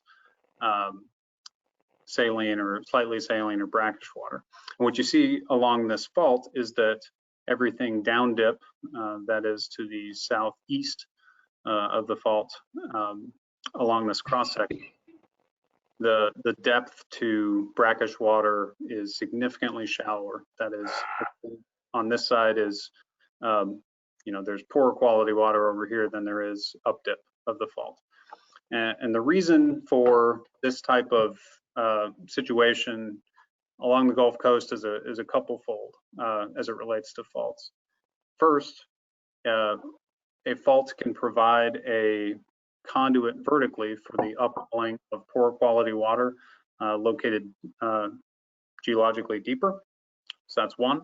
And number two is that when the fault offset inhibits lateral flow across the fault,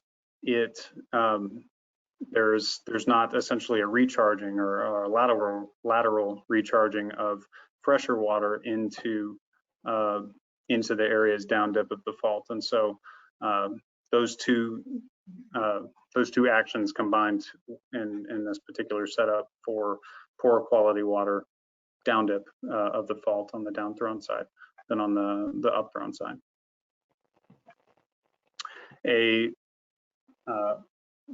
Perhaps not too big of a concern, but for monitoring progress towards DFCs, but another way to measure or monitor the effects of faults is to look at temperature. If you have warmer water upwelling, you might have what's called a positive temperature anomaly, and otherwise cooler, shallower groundwater. Or if the direction of flow is reversed, depending on the pressure in the two aquifers, you might see the reverse occur, where you've got cooler water migrating into deeper zones.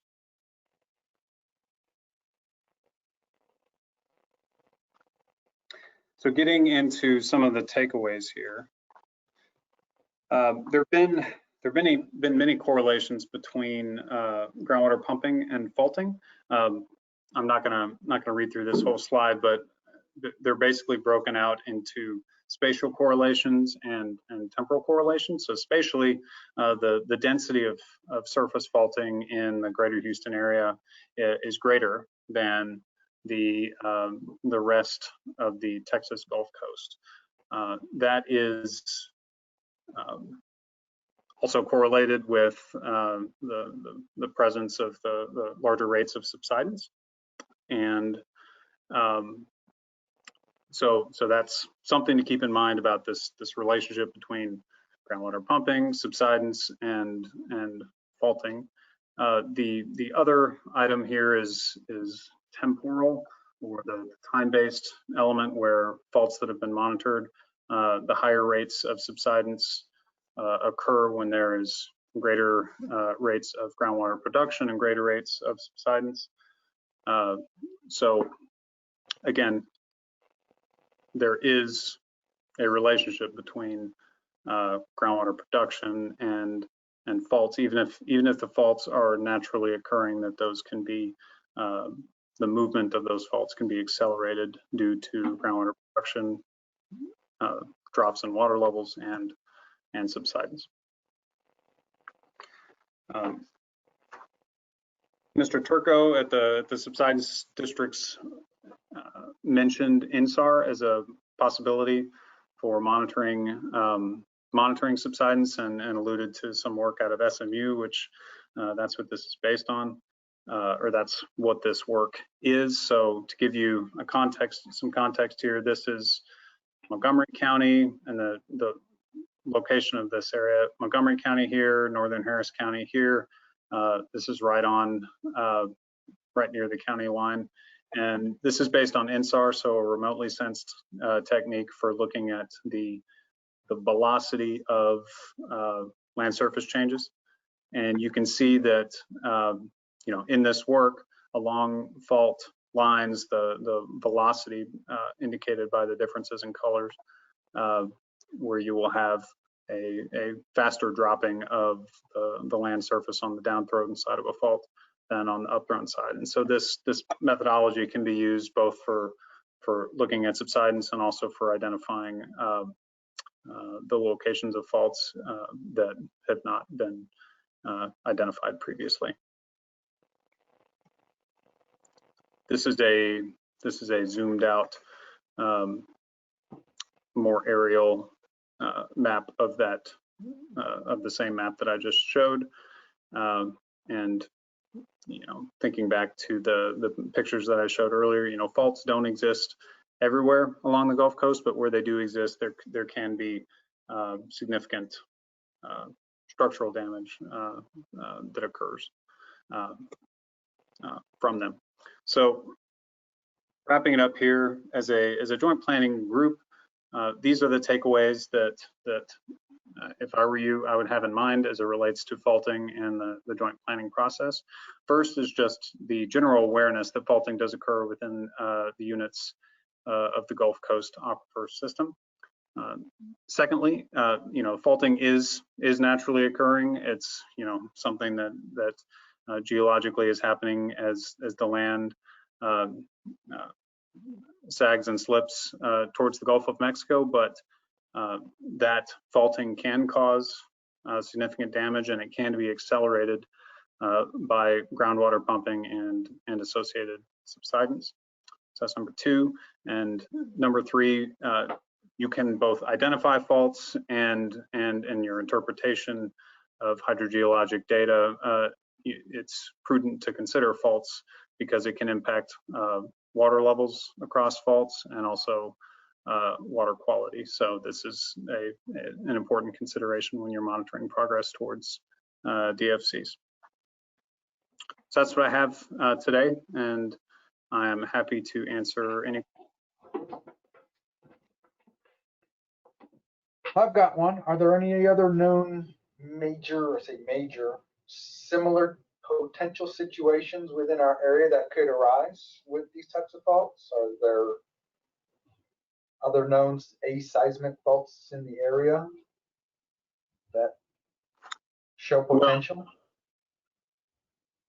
Let me go back, John, to the map in the beginning. So there are faults. All of these fault zones are just limited to what the fault zone that we were looking at in those INSAR figures, which was right on the Montgomery Harris County lines. There are fault zones throughout the northern Gulf Coast. Does that answer your question? It does. They seem to be color coded. Do we know what they are other than just names? Are they all similar of similar like? Good question. So the faults in this figure, and we took this figure from some USGS or the data associated with some USGS studies. So the red lines indicate the locations of known faults. The colored lines are areas where the faults are clustered into what's called a fault zone, and so where those are significant enough and have been named, we have labeled them here.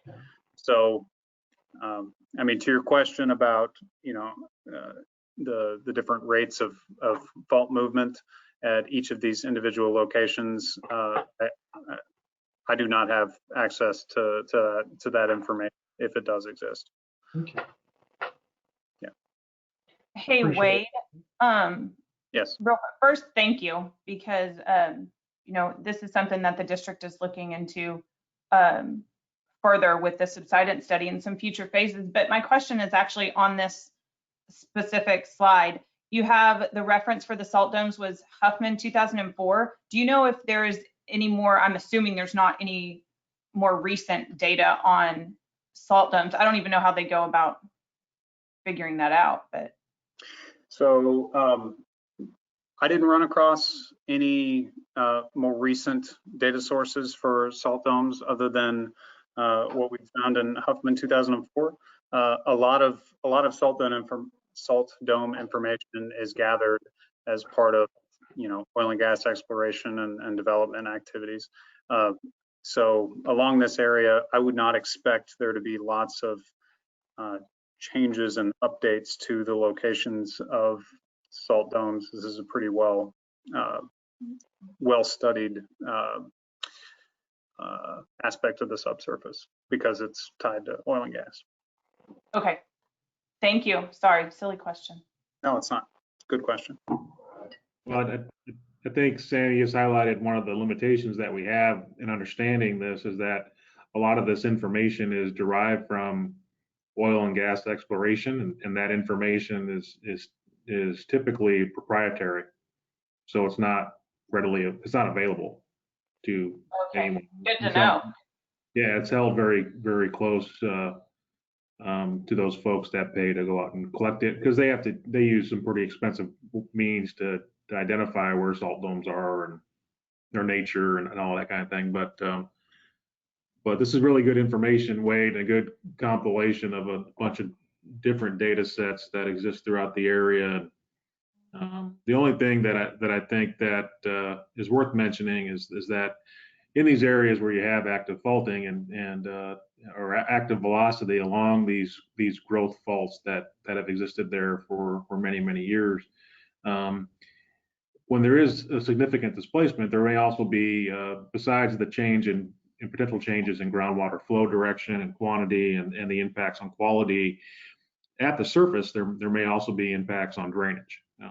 So it's just one thing. And another thing to consider, certainly that's a local scale effect, but you know, because we live in a relatively shallow sloping or flat environment, and we get 60 inches of rain a year on average or thereabouts, any small change in surface elevation can have a big impact on where flooding occurs and the magnitude.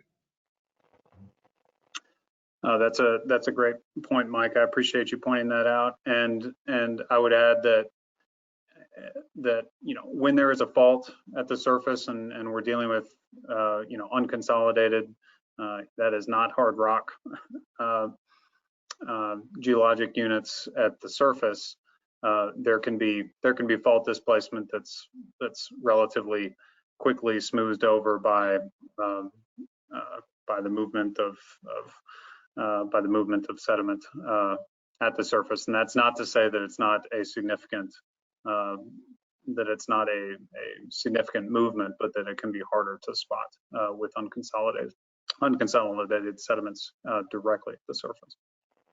Very challenging to spot at the surface, and that's why you end up looking at cracks in parking lots and jumps that you feel on highways, because that's a good indication. Yeah. Hey, Wade, obviously this is one of the other factors to consider, but how do faults play into the modeling that you're doing, or do they? Short answer is that they don't. So the current AGM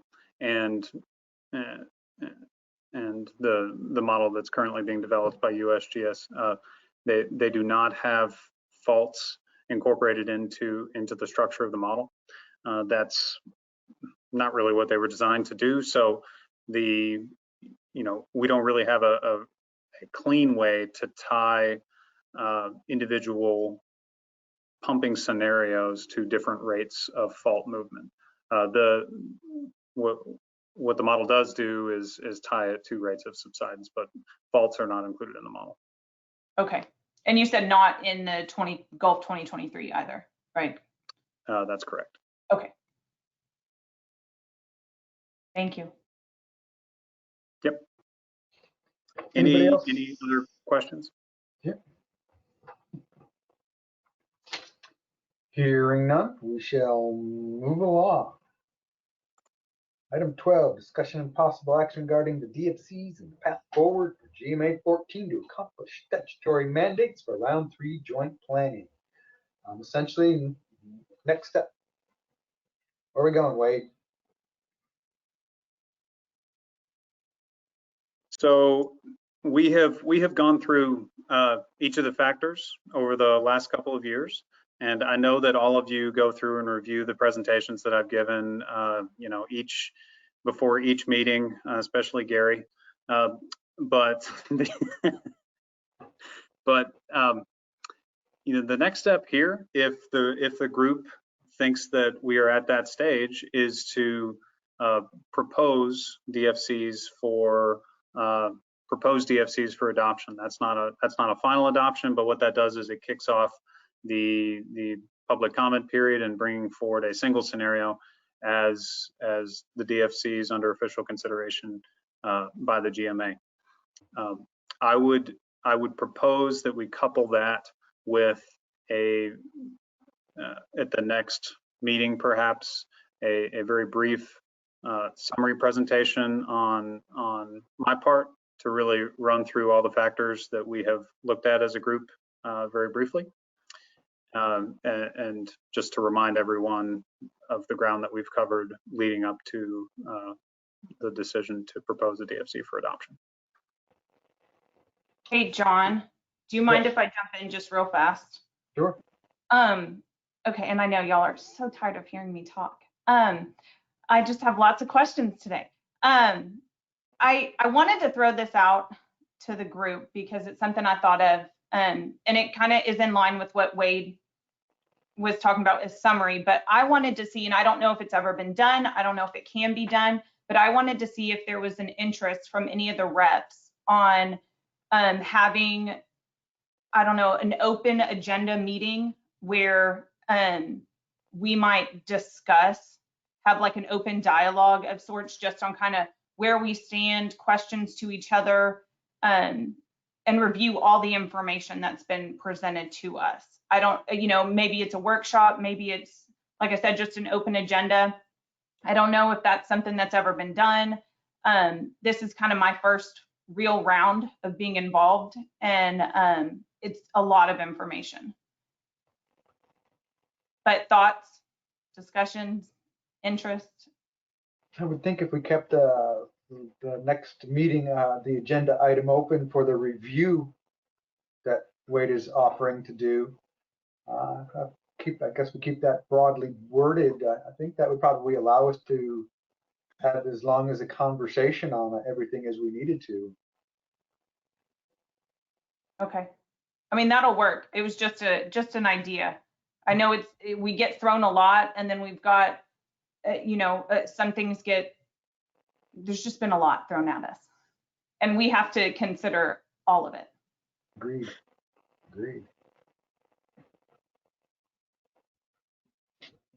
Well, I think we can probably whittle down our next meeting agenda pretty significantly then. Basically a review and discussion, followed by a motion, what Chapter 36 calls the first adoption to draft DFCs, correct? It's not draft DFCs, it's proposing DFCs for adoption. It's not only adopting, proposing DFCs for adoption. For some reason, I was thinking the word draft was used or proposed DFCs, and they come back to the district. The district considers them. Public comments are collected. Then back to the GMA for formal final adoption as a GMA. Is there a deadline for back to the GMA already? I think the only deadline we have is for proposed, right? May. No, there's a, I think it's January 2022 deadline for finally adopting DFCs. That's in the water code. I don't have it offhand, but certainly the deadline that is most in front of us is yeah, that May 1st deadline for proposing DFCs for adoption. Okay. Yeah, sounds like we keep our agenda minimal. I'll leave all of that. How long we've gone today? We're a little over 2 hours right now, so if we can spend as much time as we want discussing the whole process, ideas, suggestions. Like I said, as long as we keep it broadly based. I don't know that any specific actions would be able to be taken other than the proposed DFCs. I guess we would do as a separate agenda item. So if something were to arise out of our discussion, I don't know that we would be able to take any action on it at that meeting, but it'd be easy enough to put on the very next agenda and move on it. So we got plenty of time right now, so I think we're doing good. Okay. Hey, John. Oh, go ahead, Wade. Oh, I was just gonna say, Larry very kindly put the deadlines for the May 1st, 2021 deadline to propose DFCs for adoption, and then the 2022 deadline that I alluded to is January 5th to finally January 5th, 2022 to finally adopt DFCs. And the January 5th date is for GCDs, correct? But May 1st is for the GMA. I'm not sure about that. Larry, are you sure that January 5th is to final adoption, or is January 5th the date that it has to be submitted to the Water Development Board?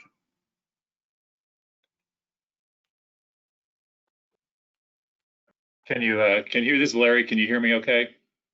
Yeah. January 5th is the date for the GMA, the districts in the GMA to finally adopt. There isn't a set deadline for the information to go to the Water Development Board. I believe it's like as soon as possible after that point.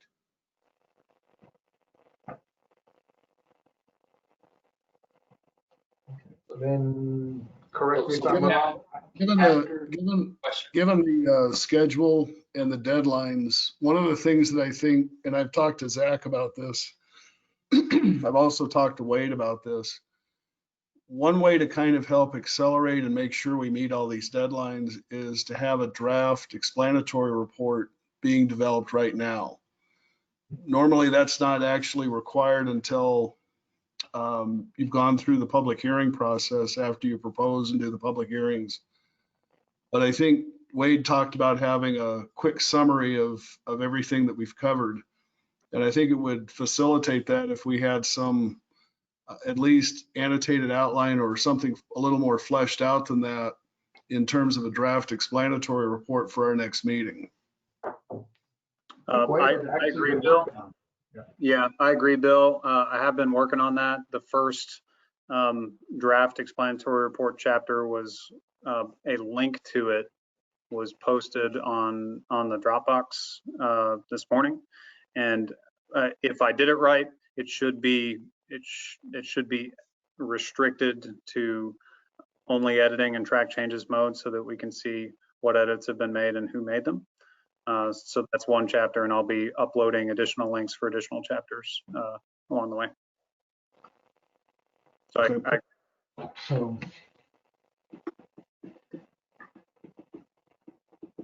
I'll put something on there for the draft explanatory report just so we can kind of touch base on it for our next meeting. We'll do a review. And John, the other thing I want to bring up is the timing of it. So we have a deadline for proposing DFCs for adoption. It's kind of up to you and up to the group about how much leeway and timing you want to give yourself. Do we want to meet in February so that in case any issues come up, we still have a couple of months to work those out? Or do you want to do it again in March or April? I think February probably is a better idea, just in case out of our discussion something pops that sounds good to everybody, and or any other sort of hiccup that occurs. It gives people that extra time to make sure they can. Like I've had this conversation with Sam and somebody else just recently about.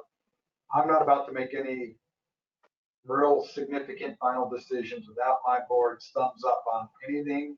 So making sure we've got time to get those approvals ahead before we go ahead and get those proposed DFCs down on the books is going to be really important. So I think a meeting in about a month's time probably be in order. Maybe really early March.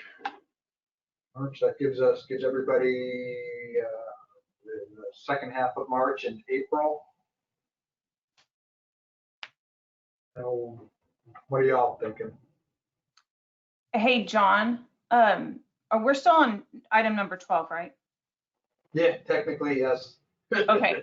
Well, before we get off of that, I just have one more thing, but Sure. we can, talk about dates. I'm good end of February, early March. Okay. Well, go ahead and hit your, did you want to add something to item 12? Yeah, just real fast. So one of the things that my board had asked me to do was to kind of provide an update to the GMA about where Lone Star stands. And so since I've been doing so much talking today, I asked James Beach if he could just go over a few talking points. Do we have just a few minutes for him to do that for y'all? Anybody have any objections to that? No? Nobody's objecting. Fire it up. Okay, thank you.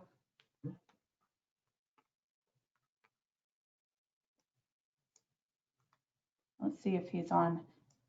James, are you on? Or I guess, Tina, can you see if you can give James Beach access? Yes, I have unmuted him. Okay, thank you. How you doing, James? Okay, can you hear me now? Yes, sir. Floor is yours. Thank y'all for your patience after a long meeting. These are just Lone Star GCD comments. Some of these are general in nature and some of them are more specific. And the board and Samantha wanted to present these, at this time because we feel like it's important moving into the discussion that y'all have been talking about in item 12. You all are familiar with the joint planning process and that it is a reoccurring process every 5 years. The things that, it's a planning process because population and demand is changing. We have new data, improved science and models. We have local monitoring that is always improving.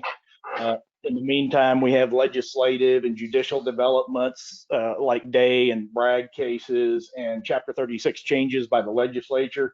The DFC petition for 2016 was successful, but Lone Star hasn't had time to implement that or revise. And so Chapter 36 requires revision after a successful petition.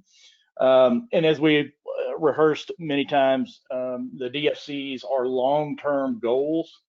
The three modeling scenarios that we have before us are different than the previous rounds, at least for Lone Star. And we appreciate the group considering each one of the scenarios and the pumping changes that are considered there. In line with what Samantha said earlier about all of the moving parts here, the evaluation process that was used in this round is different. We're using discrete well locations and remaining available drawdown and calculating mean available drawdown, which is a little different than in previous rounds. We wanted to make sure that the group knew, even though we've talked about this before, that the Lone Star District has undertaken the strategic planning study. I believe it was mentioned earlier by Mr. Blisle. It was a pretty comprehensive assessment that addressed, pumping and subsidence with the HAGM, socioeconomic impacts.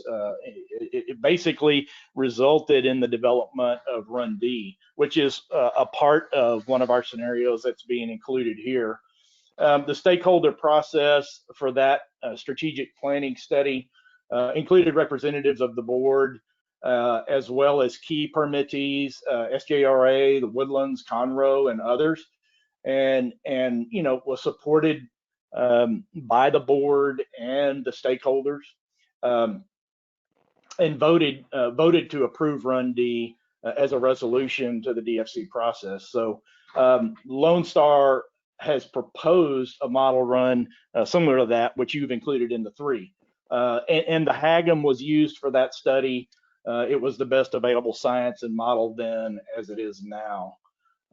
With regard specifically to DFC statements and some of the comments that we've put forth earlier in previous meetings, we wanted to wanted to cover the issue of the potential dual objective approach that was introduced in 2020. It was discussed, in our opinion, it was discussed as an alternate modeling approach. The minutes from the meeting detail that it was presented as one way to evaluate subsidence as a factor. The May 29th, 2020 meeting minutes indicate that there was some confusion regarding the approach and whether it was a modeling concept or a potential DFC. We are not aware of any follow-up conversations or votes by GMA 14 that have moved the group toward agreeing toward a region-wide or a district-level subsidence DFC or statement of subsidence in the DFC. Lone Star objected to having the subsidence DFC, and its vote to support was contingent on that objection. When presented, Mr. Oliver reiterated, and I think this is directly from the meeting notes, the selection of the model runs does not restrict possible DFC considerations, only a basis for review and analysis of factors to ultimately formulate DFCs later. Lone Star GCD believes it is potentially problematic to set a DFC for subsidence before monitoring, appropriate monitoring networks are in place.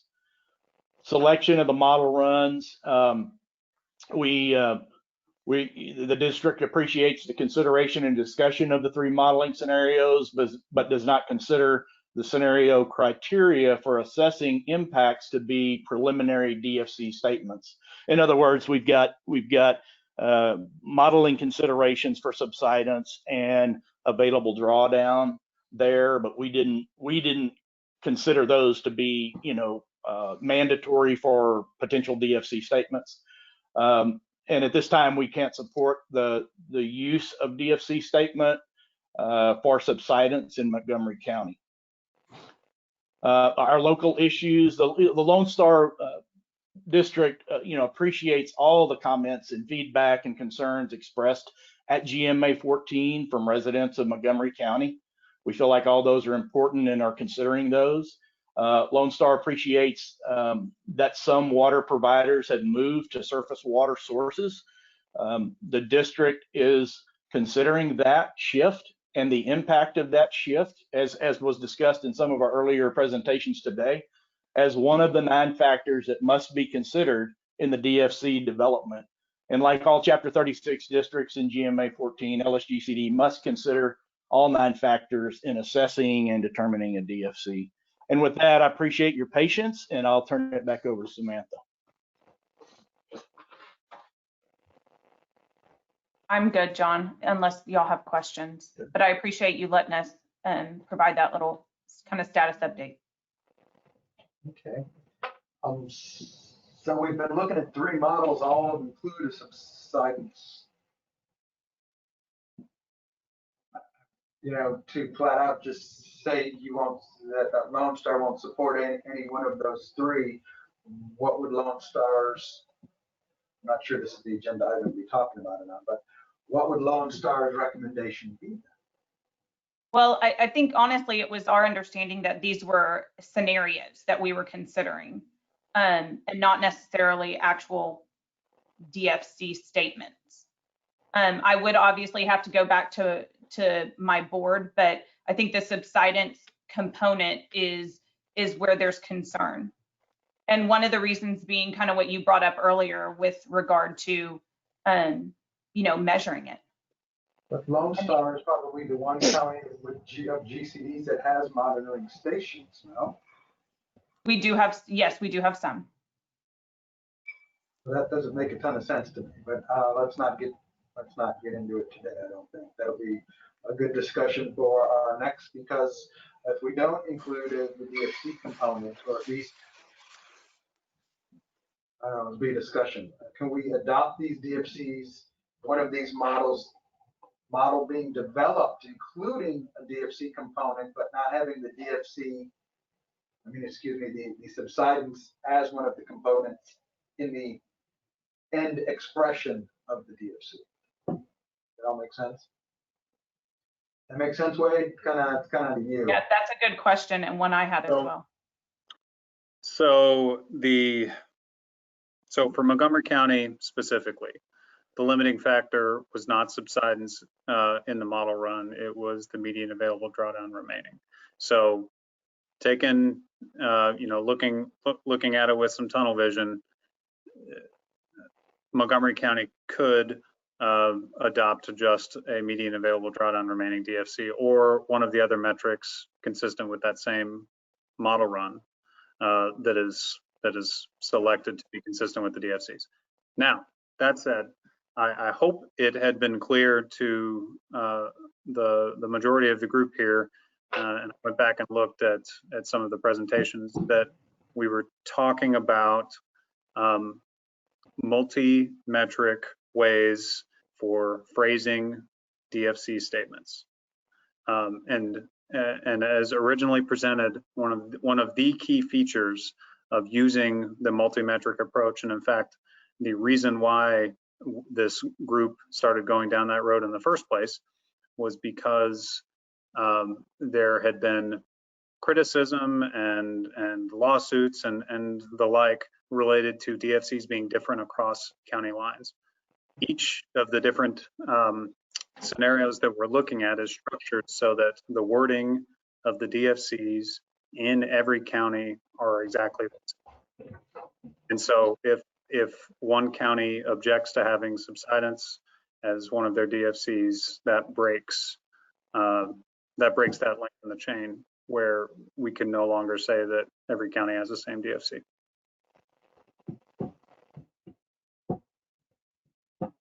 That's context. We can talk about that more at the next meeting. Thank you for that, Wade. But that's it was my understanding, and I hope it was clear to others, that each of these model scenarios has a draft DFC wording associated with it. And that wording includes median available drawdown remaining and average additional subsidence. Okay. So I have a question, but it's probably not related, but maybe is. Does Lone Star have a plan to migrate groundwater to surface water if they're not wanting to utilize this form of calculation to determine the DFCs? Is there a surface water plan that's being put in place by Montgomery County and Lone Star? Not by Montgomery County, no. We do have the San Jacinto River Authority that has a surface water treatment plant that is being utilized by a number of entities in Montgomery County. Yes, but our current management plan and rules do not allow for or do not require surface water use at this time. We do have a rule that should regulations be needed, we can regulate and cut back, so to speak. But we don't go into details of that just yet because the situation hasn't arisen. Interesting.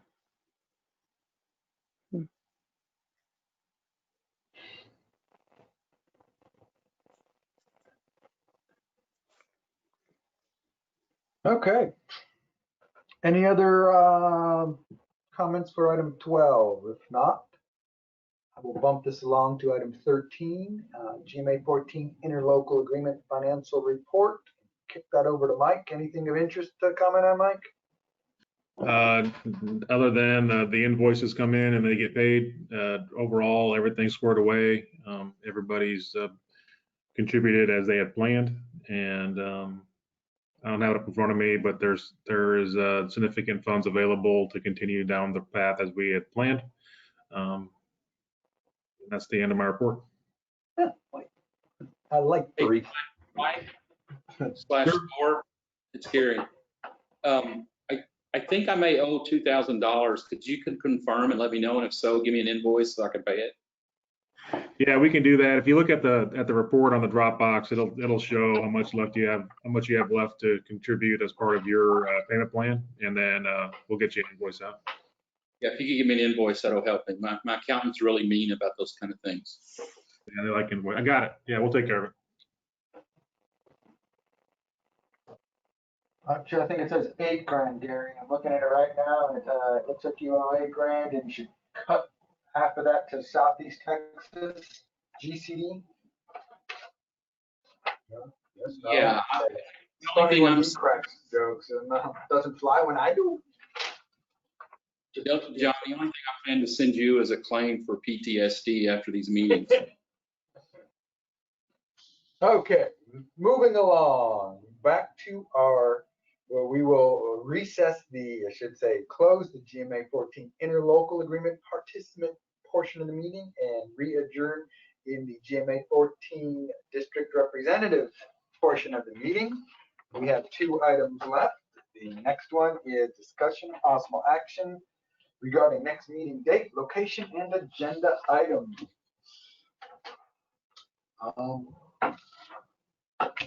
I guess we should probably start. Anybody, are we still okay with virtual meetings? Does anybody want to try and get us all together for an in-person? Nobody says in-person, we'll move along. We've got virtual meetings settled. How about a date? Look at the, gosh, time's flying too quick already. And February 24, how's that looking for folks?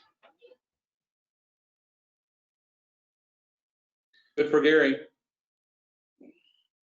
It'll be fine for the subsidence districts. We'll just have to do a 9 a.m. start that day because we got a board meeting that afternoon. John, you said the 24th of February, is that right? Sorry, it cut out. Yeah, that's a Wednesday, correct? Double check the actual calendar. Yes, 24th. Little over a month away. That works for everybody, 9 o'clock. Hey, John, can I ask Wade one quick question? Sure. Wade, are you going to be able to have an annotated or annotated plus one explanatory report available prior to that meeting for everybody to review or take a look at if we're going to be discussing it? Yes. Okay. Can we get that? Can we get that a couple days ahead of time? Yes. Okay. I can email the group or leave it up to John, but I'll be updating those links on the Dropbox. Okay. Thank you. Dropbox works wonderfully. I mean, that date is good with you, Wade? 24th? It is. February 24th. February 24th, 9 a.m. I'm gonna nail that down if nobody has any objection. I believe that might be the first time we picked a date and a time and ran and got it on the first try, so awesome. That's because Zach wasn't here. I was gonna say, Bill, does Zach, do we know if he's okay with that date? I don't have his specific calendar. I just know it's okay for me, and I don't think there's nothing that I know of that's in conflict. But pending his approval, I think we're good. Okay. February 24, 9 a.m. Next agenda item, meeting adjourned. Have a great day, everybody. Appreciate your time and efforts. Bye, thank you. Bye-bye. Bye. Thanks all.